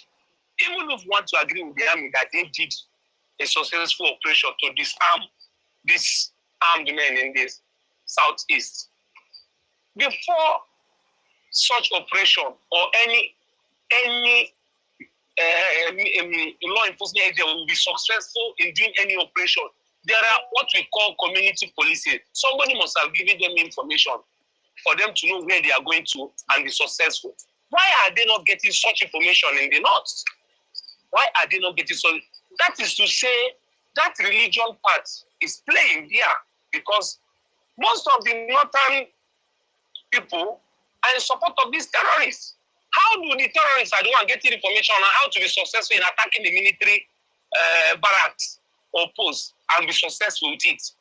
Why in the East, the army is being successful in apprehending the unknown gunmen or the militias? Yeah. So let's begin to see the hands playing. In the East, they are successful. In the North, they are being invaded. Why? Because the community policing in the North is not helping hand. They are supporting the other side. That is why it is vice versa. Okay. And my question to Dr. Katch is why we are concerned about Obi or the opposition coming together or Obi working with the opposition is for us to be able to have that structure that they said in 2023 that we don't have structure. That is why most of us, someone like me, is concerned that if there's any way NDC will work with the opposition so that we create that structure, if there's any way, if like what one of the callers said that Amici said, Minister of FCT, definitely that was what Wike asked for before Tinubu promised him and he helped him to make Rivers State. P2B should be able to work with some people. If Amici wants minister, let him give him. FCT is not Nigerian. If P2B is the president, he will still do his work and do it well. Amici can hold the minister of the FCT. It doesn't change anything. So P2B should not be too strict. Jesus Christ wasn't too strict when he took. Who is telling you that P2B refused to do anything? Yeah, where are you getting this information from? No, I'm just like saying from my own. If Amechi asks for this, he should give him, and Amechi should come and work for him. Important to let him be the president and set things in order. Jesus Christ took Judas. He knew Judas will sell him, but without Judas, the salvation will not be fulfilled. So sometimes P2B should as well. How do I put it? But he should be allowed. He should be allowed to choose the people that will work with him if he eventually emerges as a front runner and as the president. He should be. People should not impose themselves. Amechi has been governor, has been minister. Let him sit down. Let other people, let younger minds come and see how they can regenerate that country. Simple. Why would somebody impose, gives condition, if you don't give me this, I'm not going to support you? Don't support now. Go and be your own president. Go and float. Let Amechi run. Let Amechi run. After he's going to compete with Atiku now. Let him compete with Atiku. Whosoever comes out, let them square it up. Nobody should impose any candidate or any ministerial appointment to be let him come out and choose the people he feels that are going to deliver for him. He has promised 4 years, even though I'm not in support. Because in 4 years, if he does well, does it mean that we will say, oh, because just for not to have power? If this guy comes out in 4 years and does well, for not to have power, we say, okay, go. You are a gentleman. For what? Otherwise, scatter everywhere. Let everybody, to your tents, oh Israel, let everybody go. Go home and sleep. Ndiara. Dr. Katch, the caller did ask a question. He said, how are we going to form? I like the way you alienate yourself from the shouting. So he asked the question. He said, how are we going to form a structure, so that what happened in 2023 will not repeat itself, and especially structure towards this 2027 election in terms of solution to ensure that whatever happened last time does not repeat itself again? Good question. Dr. Katch, did you hear that? You're asking how do we correct the mistake? Yes, of how the past? waiting beyond a plan towards forming a structure, a formidable structure, so that waiting happen for 2023 no go happen again. Because some of the things they don't say, oh, or I not get enough waiting they call them, or I not get enough pulling agents, or I not get enough people on ground for different things, or I not get enough structure. So how do you guys form that structure from this campaign period through to the end of the election? What are the plans in place to ensure that happens? In the last election, we got help from very strange people in some far parts of the middle belt and all quite a lot of places. But you need to also understand, we didn't start on time. We started with only 8 months to election. And we had that organic embrace by the Nigerian people. And we have less than 8 months to the election right now. So it's about the same scenario replaying itself. That's the fear of a lot of people. It's not, it's actually better than before. Yes. We have, there's more education. There is more advertisements, more publicity for the product we want to sell. The population are better educated also about the products that we seek to sell. And it is because of the awareness we've been able to successfully create about the product. That's why you're seeing all this bad belly from even Atiku's people. So that's why I think we don't have issues. But don't forget, there are problems created by the state. The state openly tells you that they will work to undermine competition in the democracy. What do we do?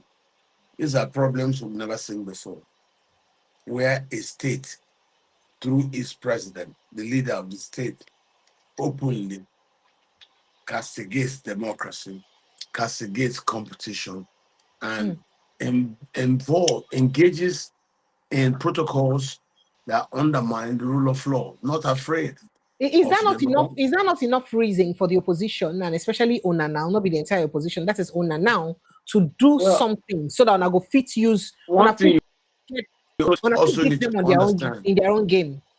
one thing you need to understand, the opposition are not united. If we were I'm united, speaking about the obedient movement generally, sir. Not no, no, just no, the leave. not The all the obedient entire movement opposition. has done fantastically well. The obedient movement has existed as the only organized opposition. You've had old geezer politicians like Atiku them trying to undermine game or even gag the process. You can see he lost. All that setting up of protocols to try to entrap it to be, all those things were just working against the people. That's why I say there are things you cannot run away from. When the processes started, I told Peter, I said, I'm not happy. But I And also you told refuse to go with myself him to internally ADC. that, yes, of course, I refused to go with him to ADC. But I also told myself some internal truths that these things I'm seeing represents the general lack of preparedness by the opposition. It is not united. A lot of leaders in the opposition come with toxic ambitions of me, me, me, me, me. They don't think about the group, they don't think about the country, just me, me, me. And that's why it doesn't work in a diverse society like our own. And Sir, that's sorry, why I make said, I take you for that word now, not vex so because now actually the obedience now Atiku team they talk say on a day toxic and they think of on herself alone. no, no, Actually, no, no, no, no, no, no, but no, that's no, no, what they're no. saying. Kenneth Okonkwo The said that today. obedience, Kenneth the Okonkwo said that obedience today in an were, interview.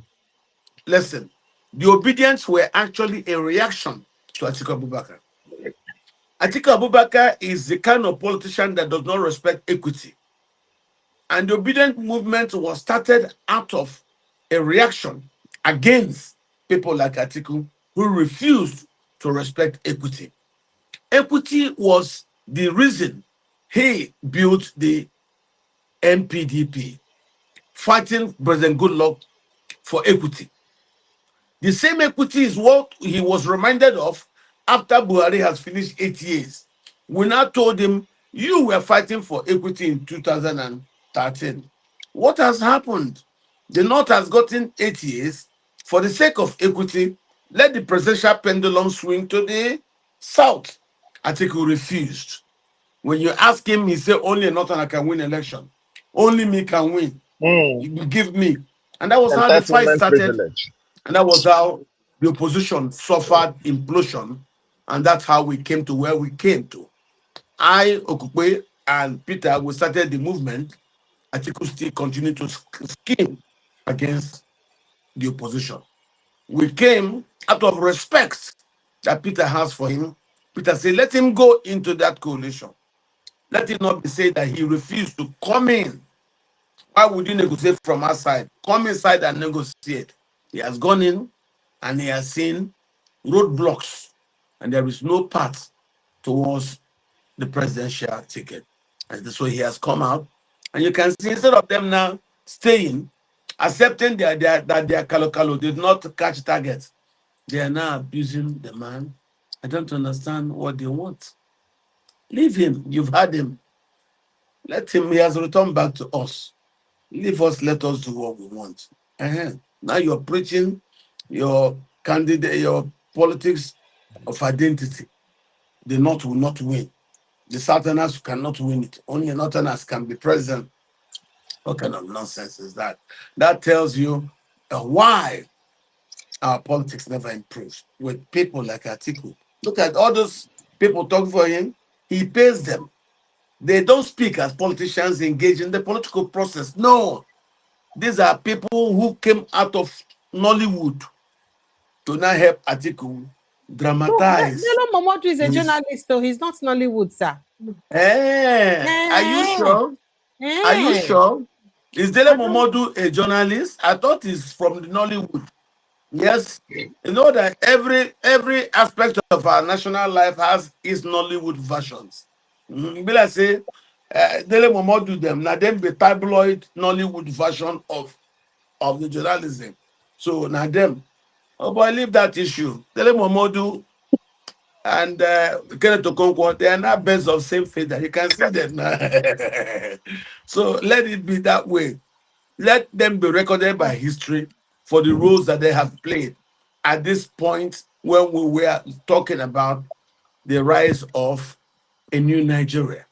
Listen, I told somebody 2 days ago on a program on television that currently have the largest pool of educated young Nigerians. It has never happened. This is the best educated generation, and that's why they are demanding their country back.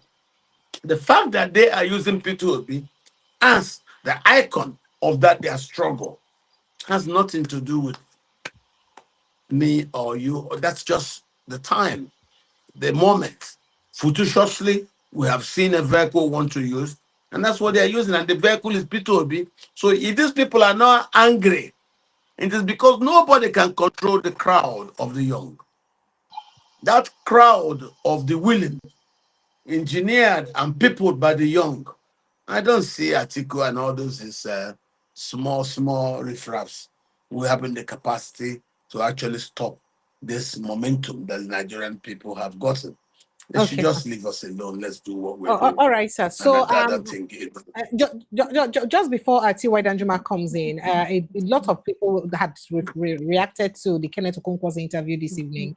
Well, Kenneth Okonkwo did say a couple of things. He talked about the Igbo candidacy, say in the open to saying when he be say Igbo will get candidacy, but that the idea of P2B or nothing, they very injurious to Igbo candidacy, and you know go fit give Igbo people that energy for Igbo candidacy. And then he also said that P2B has been very unfair to Atiku Abubakar because Atiku Abubakar brought him to the limelight of national politics because he contested in 2019 with him.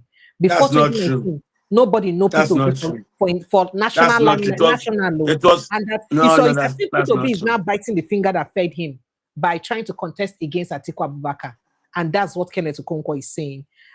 He also did mention that P2B made the third class, where a lot of people don't fact check him. It's actually a 2-2. However, other sources say that actually Chibika Mechina make third class among the people where they are missed. So the one in Binde Uniport, I don't know. So I said make I just put that in case you go one react before T.Y. Danjuma take over. Well, what I can tell you is they have not. He said talked about Peter going to university. He has not told you the one his principal went to, or what papers his principal got. He's talking about Peter. Talk about his principal article compared to two of them. I think people should just leave all this below the belt punches. It doesn't make sense. It don't add value to the discussion. We have made the decision right on this particular platform. I told you about the experiment Peter was doing. Peter has done that experiment. It has not worked. And he has moved on. I don't understand why Kenneth thinks he's been employed by Atiku means that Peter must to come and say yes to him. He doesn't understand Nigeria. Kenneth Okonkwo didn't understand the mood of the country. That's why he's still living in bondage. You know, I wish he was free. I wish Kenneth was free. He's not. He calls all of everybody who supports Peter that we are urchins. Look at him. Probably just learned a brand new word, and he doesn't understand how to play with it. So for me, I think I will leave such uninformed and uh, empty persons in their game. It's so sad. People, they just lack it. They have no depth. They don't know what we're fighting for. We have a campaign for inclusion, for equity. And he's here preaching the opposite. I'm thinking I would take him seriously. I would simply laugh and move on because I knew we were going to get to this. When I told you, your viewers here, that Peter would be on the ballot as a presidential candidate, he has kept his word. And I don't see anything new about it. It's them who didn't understand what we're doing that thought they can now own that thing that we're doing. Nobody can own our dream or what we have started. We will try. If we fail, we'll fail. But we will run this campaign for president. And the icon of that our run is Peter Obi. Whether he All right. likes it or they don't like it, Peter is the party. Anywhere he goes, we follow the party. Away. All right. T.Y. Danjumasa, good evening and welcome. Let me let you jump in on the conversation. Good evening, Precious. Good morning. It should be morning over there. Where you are. It's not yet morning. Okay, morning. It's past 11 p.m. So Okay. Good evening. Good evening, Dr. Katch. Thank you. Yeah, you enjoy yourself there. Thank you, But TY. I enjoy everything you said, and I concur. As the lawyers would say, to quite a lot of what you said. Yeah. I don't think anybody should waste their time on living in bondage. I don't think should waste. He himself has moved from, I think, from PDP to APC, from APC to Labour, from Labour now to AD, and he's still going to move. Nobody should take this. Is inconsequential. He has never contested the election or won, and it's not just enough to come there and be speaking grammar.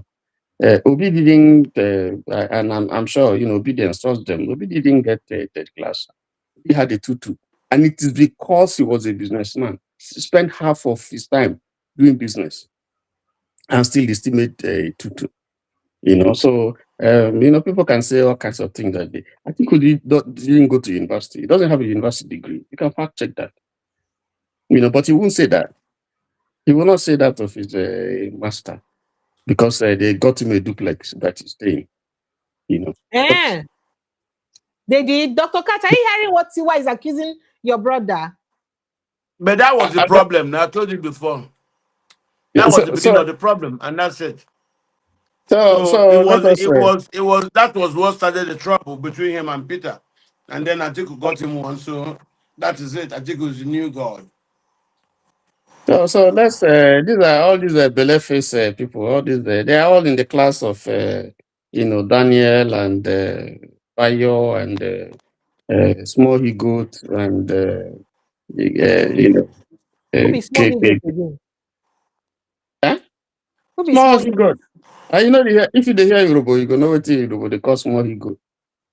So all these people where it's obvious. Now, but the man don't live on a go. If there's space for you now, there's room for now to take anything that you want. Why are you still belly aching over a man who has gone far and left you people? The trap no catch. They set the trap. The man put in tail, scatter the trap, then begin going on way, and they are still there. They are belly aching. What kind of nonsense? What are they talking about? They have enough room now to run since the bad boy don't come out. So it's a shame. I wanted to ask Dr. Katch 2 questions, and maybe when he comes back, I'm going to... go ahead. I'm sure he'll be hearing you. I think it's just by the... Two questions I wanted to ask him. Three. What's going to be his advice to NDC now, so they don't make the mistake that PDP made and the one that ADC made? That's 1. 2. The other question would be, at this time, shouldn't the OK movement... Because you see, there's a difference now. You previously had the obedient movement. Now they have been swelled now by the OK. So anybody who is saying that Obi has lost more people, but you now have the OK, the Conquasia movement join the obedient movement. And then you now have the center of action now in Bayelsa. So I think those are pluses that people are not taking into consideration, because there's going to be a significant impact of NDC in Bayelsa, which was not the case in 2023. So if you factor in all that, I wanted to ask Dr. Katch, what is going to be your advice, one, to NDC, in terms of strategy, in terms of building up capacity, because there's no time now, and then to Obi himself, right now is not a time to talk too much, but a time to begin to reach out and begin to build bridges, that would also help to swell his support, And the third question that I wanted to put to him is the OK movement themselves.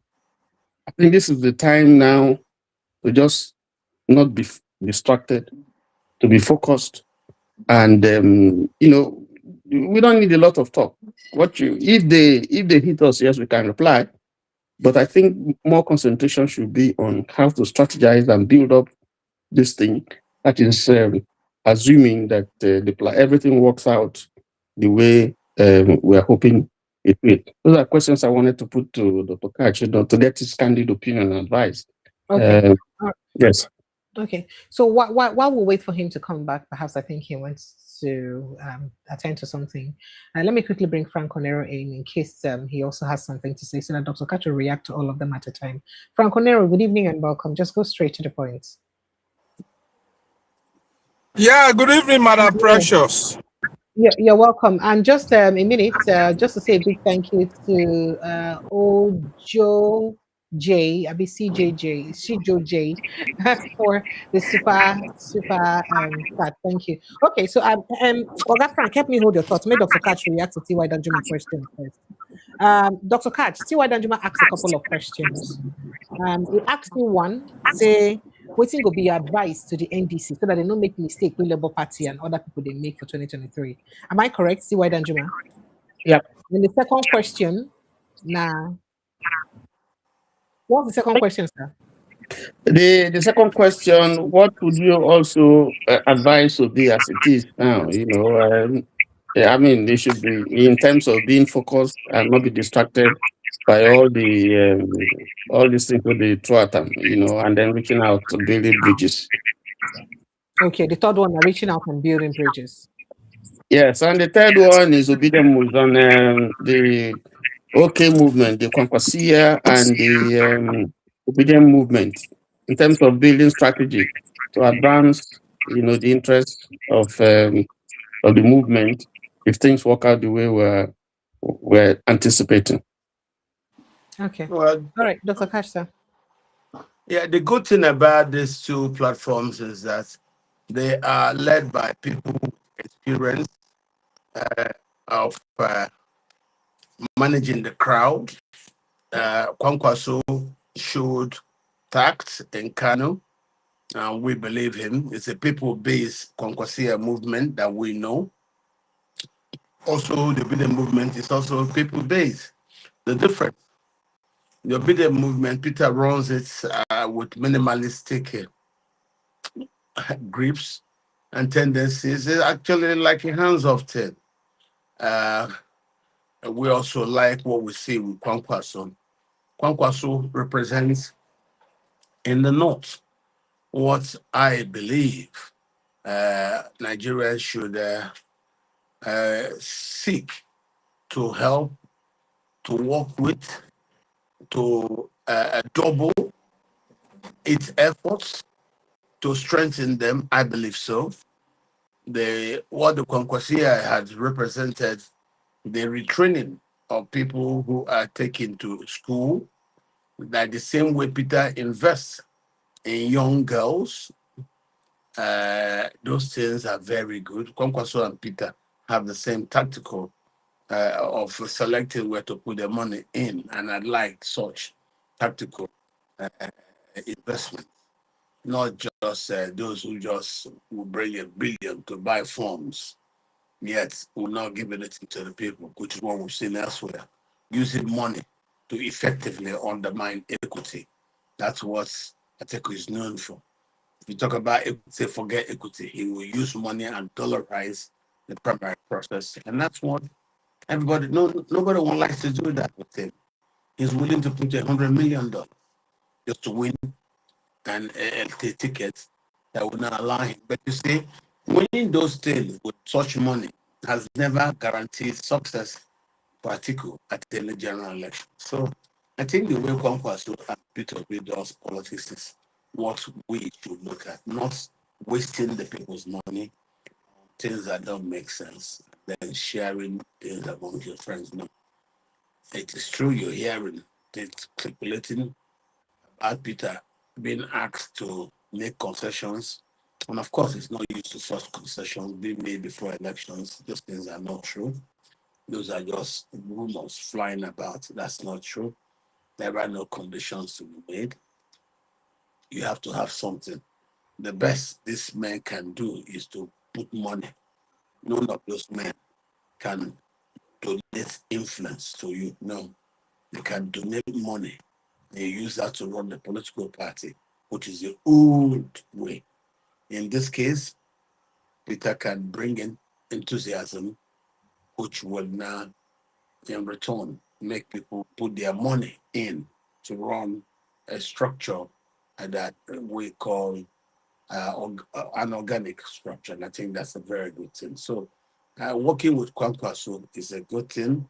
I think that wouldn't be an issue because what he says is allow his Kwankwasia to continue to exist wherever it is. So, we would like to play to that in the north, Kwankwasia, work with them, and of course, the Obedient movement is a national organic movement that they know how to do their thing in a minimalist way. So we're not worried at all. We're not worried. We're just All right. So, excited. sir, the question is, what's your advice to Peter Obi, NDC, and this measure with Kwankwasia? What would you advise them so that what happened in 2023 does not repeat itself again? And then There somebody are also did ask that that the OK movement needs to run on an ideological mandate. That if Obi wins, Kwankwaso can also run on in 2031 and 2035, as it were, for good governance. But I think this is already settled because that's what the NDC speaks about. Is a one term for Peter Obi, and then power goes to the north, and they spoke on that already. And then he said it must include plan for northern development. Let me get your reaction to all of this, sir. These are just symbols and talks. When leaders get into power, we know what to expect from every good leader. This discussing manifestos is not a very effective thing in Nigeria. It doesn't make sense. Find the good people, they get in there, they do the right thing. Manifestos, promises, and all those ideological pamphlets, they don't make sense. They just lies. So we've seen those things. The truth is find the man of truth. His behavior shall set examples for others to follow.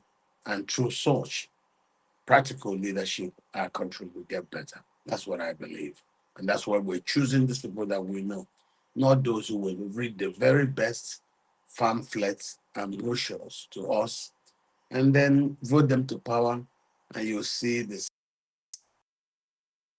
So I think we've passed that old Nigeria, the old Nigeria for Atiku Abubakar. We've passed that stage long. We're moving to something new. I pray that we're moving to, that we're able to actually get successful at it. And let us forget about the past. We don't need the past. Those people with the past, let them play with it. But I can assure you, Nigerians will continue to fight, and they can say they are fighting for a better country. And that's why you're seeing old people from left and right are trying to dissuade them from being successful.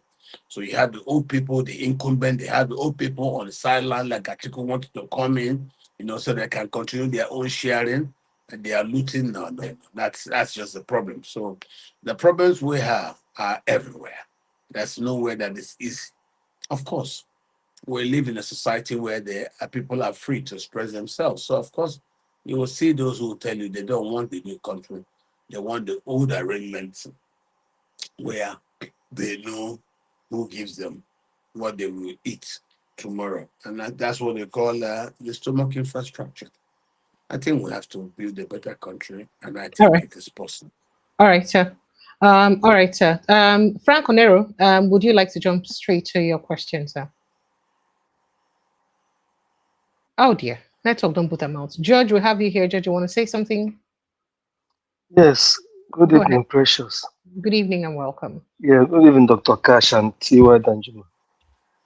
Yeah, the question I have is about the challenges for in the next election in this area.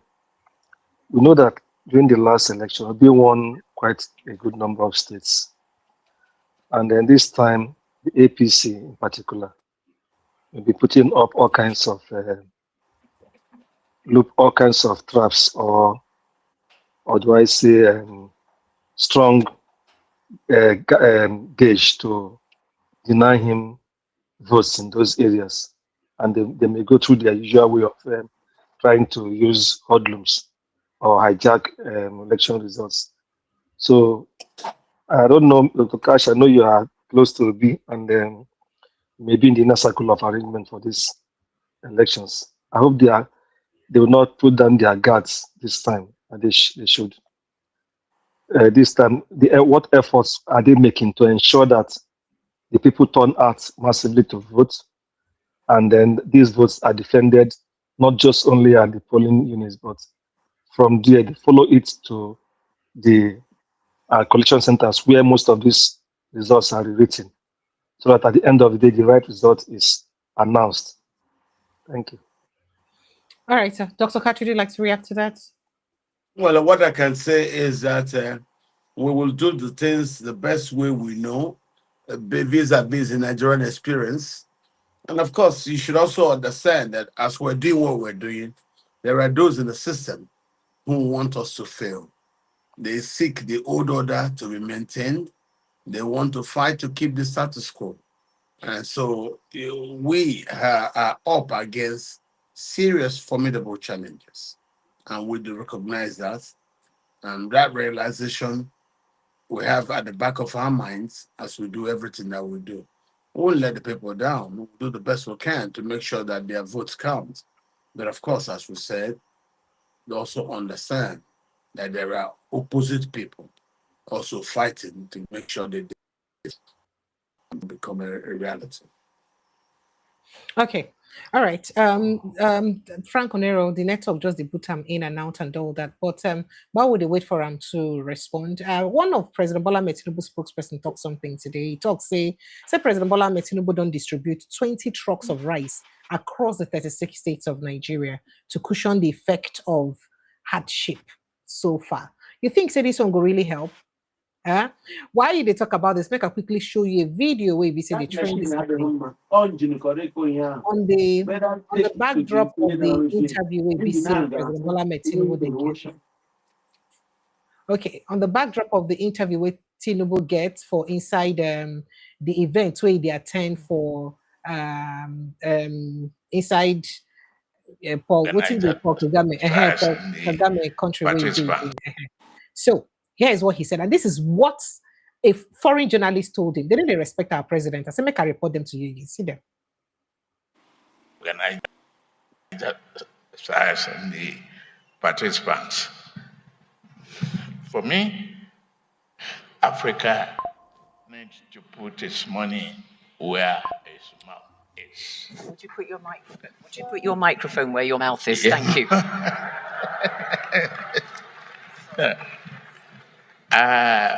Okay. We need to put our money where our mouth is. He said quite a lot of things. He also did mention that Nigeria has attracted so far over $20 billion in foreign direct investment, even though some people they argue say they no see where those investments they.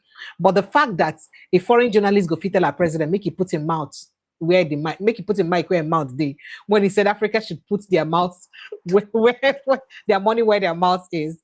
Let me take your reaction to all of this, Dr. Katch, quickly, sir. Frank Onera, I'm sorry, I think the network is really dealing a blow on you. Go ahead, sir. I want to tell you, it is bad. It's a wrong thing that Nigerian economy gets well on paper, and but when in reality people suffer and we can't see improvement, that's wrong. It's also fraudulent. If the economy is fantastic when spoken about by the government, but the experience of the people on the street is a very, very different thing. That's wrong. And that's why The president should allow the elections to become freer and fairer, and if possible, transparent. And we do beg that for improvement of our democracy. We do recognize that if these freedoms are not allowed in the democratic space, then the country's development will be stunted. And thank God we can see you can stop a society like this from being diverse. And as we're diverse, you cannot muzzle opposition. Everything they've tried to do in the ruling APC, they have manufactured opposition from within. And it's a good thing. And I want to tell Nigerians that despair is not an option. We're doing well. I told you. A day is a long time in politics. Just like that, Kwankwaso from nowhere is now on the ticket with Peter. Let's see how they can organize. Let's see how they can disrupt. Let's see how far we go this time around. We shall continue to organize to take back a country while we know that the henchmen of the status quo will continue to fight to undermine us. That's why we're happy that we seem to be having the ears of the international community. The Nigerians have to do more. All right. So, Dr. Katch. Okay, sir. Go ahead. Sorry, Dr. Katch, are you not going to thank the president for attracting some investment in his visit to Kigali, Kigali and Nairobi? You know, we hear he has attracted some 600 million is it dollar investment, and then also a French in the French conference that they had in Nairobi, some other loans that are coming for investment. Do you see some positives there, or just the same? I have had these announcements, but I pray to see them practically on the ground in Nigeria. That's why I said before, it's a bad thing that our country seems to be getting well only in speeches given by government people. In reality, it's not what we're saying. You're not asking me to congratulate. What I've had is regular rhetorics. But sir, there's something you should congratulate though. They shared rice, 20 trucks for each state, and 36 states. That's a lot of trucks. There's nothing wrong with that. We've long become a risocracy. So that way a risocracy we understand. It's not a new issue. And we just don't know who we offended to be suffering this much. So we accept our fate. We shall set purpose to organize to be able to take back country. That's what we're doing. Let nobody joke. The messy reality is true. So the earlier we agree to put heads together to what to do for our country, the better for all of us. Nobody should think that this business is for a certain group of people. No. All of us. Hey, okay. Whether you like Precious, it or not. I also noticed that I think the Kenyan president was very, very kind, because as he was walking, he held the president. So he hold him for hand so that we don't see. Make I let Frank Onero quickly shoot in question before I ask Dr. Katch my last question. But Nigerians, if you've not liked this post, and I won't make a buy wine for now. That's one way Dr. Katch the drink. Now I won't make a buy for now. Why not they do like this now? Or you like the post now, share it now, subscribe now. It be like say I go carry Babia cup, come here every time they beg on a they like and they share them. I beg you guys like and share so that more people will see the very smart and intelligent conversation we busy with get here. I beg. Frank Onero, I don't give you a chance so many times. I don't know what's in they do your network, and I don't know why you know featuring us. But Dr. Katch, quickly before Precious, please, I have a question again. I don't know if right, you can oblige me. Yeah, it's about INEC, the Electoral Act. It appears it has become a little bit quiet. There are some loopholes in that Electoral Act, like the area of certificates, where the law now says someone cannot go to court to challenge an opponent or a candidate, and that candidate who has whose certificate is suspect or forged. And then the area that Mr. Pastor Mike again mentioned about those Printing who ballot will be papers, doing the so that INEC I'll help you finish it. with Yes. ballot papers. Yeah, those areas. I don't know. Are there plans by the opposition parties or some candidates or their allies to go to court? Because we know that Nigerian constitution is above every other acts of parliament. So Nigerian constitution frowns at forgery, for example. So, and if any law comes in contradiction with it, our Nigerian constitution should be superior to that. So I think something like that should be tried at the courts. Thank you. All right, so go ahead. It's not going to work. Okay. Forget about it. What you're talking about is a section in the amended Electoral Act that says, should the Americans courts publish anything that seems very negative in terms of the papers previously submitted by any candidate, in this case, suspecting President Tinubu's papers, that if they come out and anybody wants to use those information, as in any case, to seek for a disqualification of candidates, that challenge shall be null and void, which means under our present electoral law, if somebody cites a lie in regards to his educational qualifications and submits a certificate that is a lie, that such submission of such fraudulent certificate or documentation shall not be a basis for a disqualification of a candidate if the person whose name and credentials are so published is now robbed in a very bad way, and his original papers proven not to be fake, and that it shouldn't be allowed. This new law says that no such challenge should be allowed to succeed. Now, this is very abnormal. So we don't know why that has been put there. And you're asking if the political party, I think the parties all know that the parliament said for the sake of elections that if anybody brings papers or documentation or a discovery that shows that a previous submission of documents is actually not true, that there shall be no offense for such behavior. And when there are no consequences for such behaviors, people will do it more. So I hope they know the extent of damage they are causing to our laws.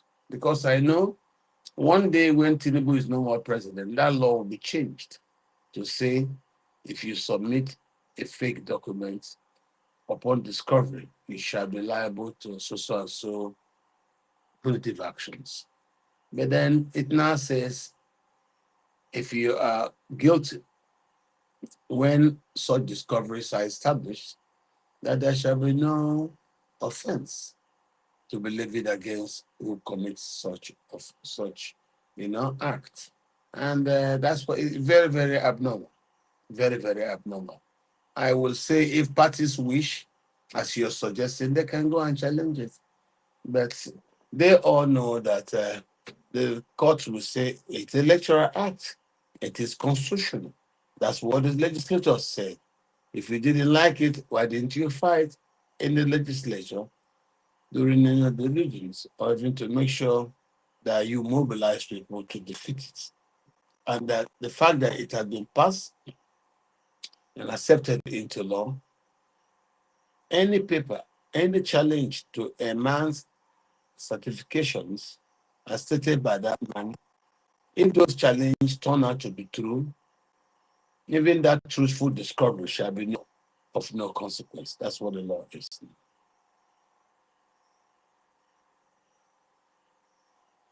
It's sad. Okay. All right, thank you so much. So very quickly, sir, I'd like to. What was that question I was going to ask again? About what's going on. I don't kukuma forget that my question will be, so I won't ask. But generally speaking, Dr. Katch, sir, what do you advise moving forward, and how do you advise P2B and his team to carry on moving forward, as it Peter were? is doing very well. He's doing very well. And I'm very pleased he's working with Senator Dixon. And are Dixon is you a sure? very Are you sure thorough that he will person. not betray him? People are thinking that there may be a Dixon possibility is a that Kwankwaso trustworthy, listen, Dixon is trustworthy. Discard the words you've heard from Shekarau. Everybody will try to throw their own spanners in the works. Let them make their mistakes. Let P2B and Kwankwaso learn from their mistakes, correct themselves. I believe that we should let them, as two matured adults, decide for themselves. So the reason I'm asking is because some people are saying that because the northern cabal are highly against Kwankwaso and they think that he's betrayed the North for leaving them to go and work with Peter Obi. That is not true. That is not true. Please, that's what some of them are saying. Please. Kwankwaso didn't betray anybody. Okay. Those are small, but do you small, think small. that Kwankwaso will not in turn back out with his partnership with Peter Obi? You think he will not back out? Why are we talking like this? Even that fact that we mute these words is very insulting. How can you wish to do business with such men and you think so lowly about them? I don't think this is fair. Please perish these thoughts. Kwankwaso is an honorable man, and I have no doubt he knows that what we're doing has a historical national significance. And I thank him for agreeing to work. I've said it here before. When the last time in 2022, Peter sent me to him, he told me he wouldn't work. I understood why he said so. That same pressure points have come. But now I think he has been convinced by spurious arguments that it is good he goes into this alliance for the sake of nation building. So the idea of another big politician success means that he himself will not succeed. And then he tries to paint it that Kwankwaso has angered the whole of West Africa. That's nonsense. Nobody likes him. That's why they've abandoned him and moved on. How can you say, me and you talk to a girl, and then the girl takes me, and the girl didn't take you? Now you start telling me that I've done something against manful. What kind of manful is that? I choose who I want to work with. You're not telling me the person I want to work with that is a bad man. Good. Are you a good man? You talking like this, how can you be a good man? If that is true, I beg you. He also has made the very best of decisions. And I wish him the very best as he works with Peter towards helping our country become a better place. All right. Thank you so One much. question, please. Okay. Dr. Katch, people have said that they don't trust the statement that Obi, if he wins, will serve for just 1 4-year term. Do you think there's any merit in that statement? I will ask people to look for more reasons why they don't want to support P2B. Stop talking about term. They should look at maybe the hair, how coarse the hairs are, even or maybe the way he smiles. They should find more cogent reasons. Maybe even the way he smiles, the angle he puts his smiles. Those are the kind of things they should go on talking about. They're telling me you don't do this, you don't do that. Peter Obi, if he's able to convince you with his words, believe him the first time. I believe him. And I don't think there's a reason for anybody to say no. We don't have options as Nigerians. Let's use have what we have. Let's use what we have now to do what we need to. Let's use Peter to fix our country. If it don't have leader keep to their words, Peter does keep his words. And from his past, I recommend them to everybody. So leave other people and their noise and whatever they say. You can't satisfy the world. Very difficult to satisfy the world. They will always say something. So leave that. Let's be moving with what we already have. When they get convinced, no problem. Kwankwaso wasn't convinced in 2022, and now he's convinced, so he's come. That way, we'll also get more people convinced and we'll move together. We wish to work with them. No war, no fight, no Kenneth Okonkwo and Atiku, who seems to be very bad losers. It's not proper. These are not proper sports people. I took it politely when Peter left me to go play with them. Now he's come back playing with me. I don't know why they should be crying like this, like crybabies. It's a mess. You know, this is not the best way to play this game. It should be sportsmanly. And I think we should just be good sports. I think so. You know, the game is just starting. All I can tell people is despair is not an option. Continue to be optimistic about tomorrow. Being optimistic about tomorrow is the best way to deal with the Nigerian nation while still watching. If Atiku and his people will now implode the place, say, may they scatter them, maybe we'll say, instead of us dying, let's just go our way. But right now, let's keep playing at that Nigerian experiment. Who knows? It may work. All right, sir. Thank you.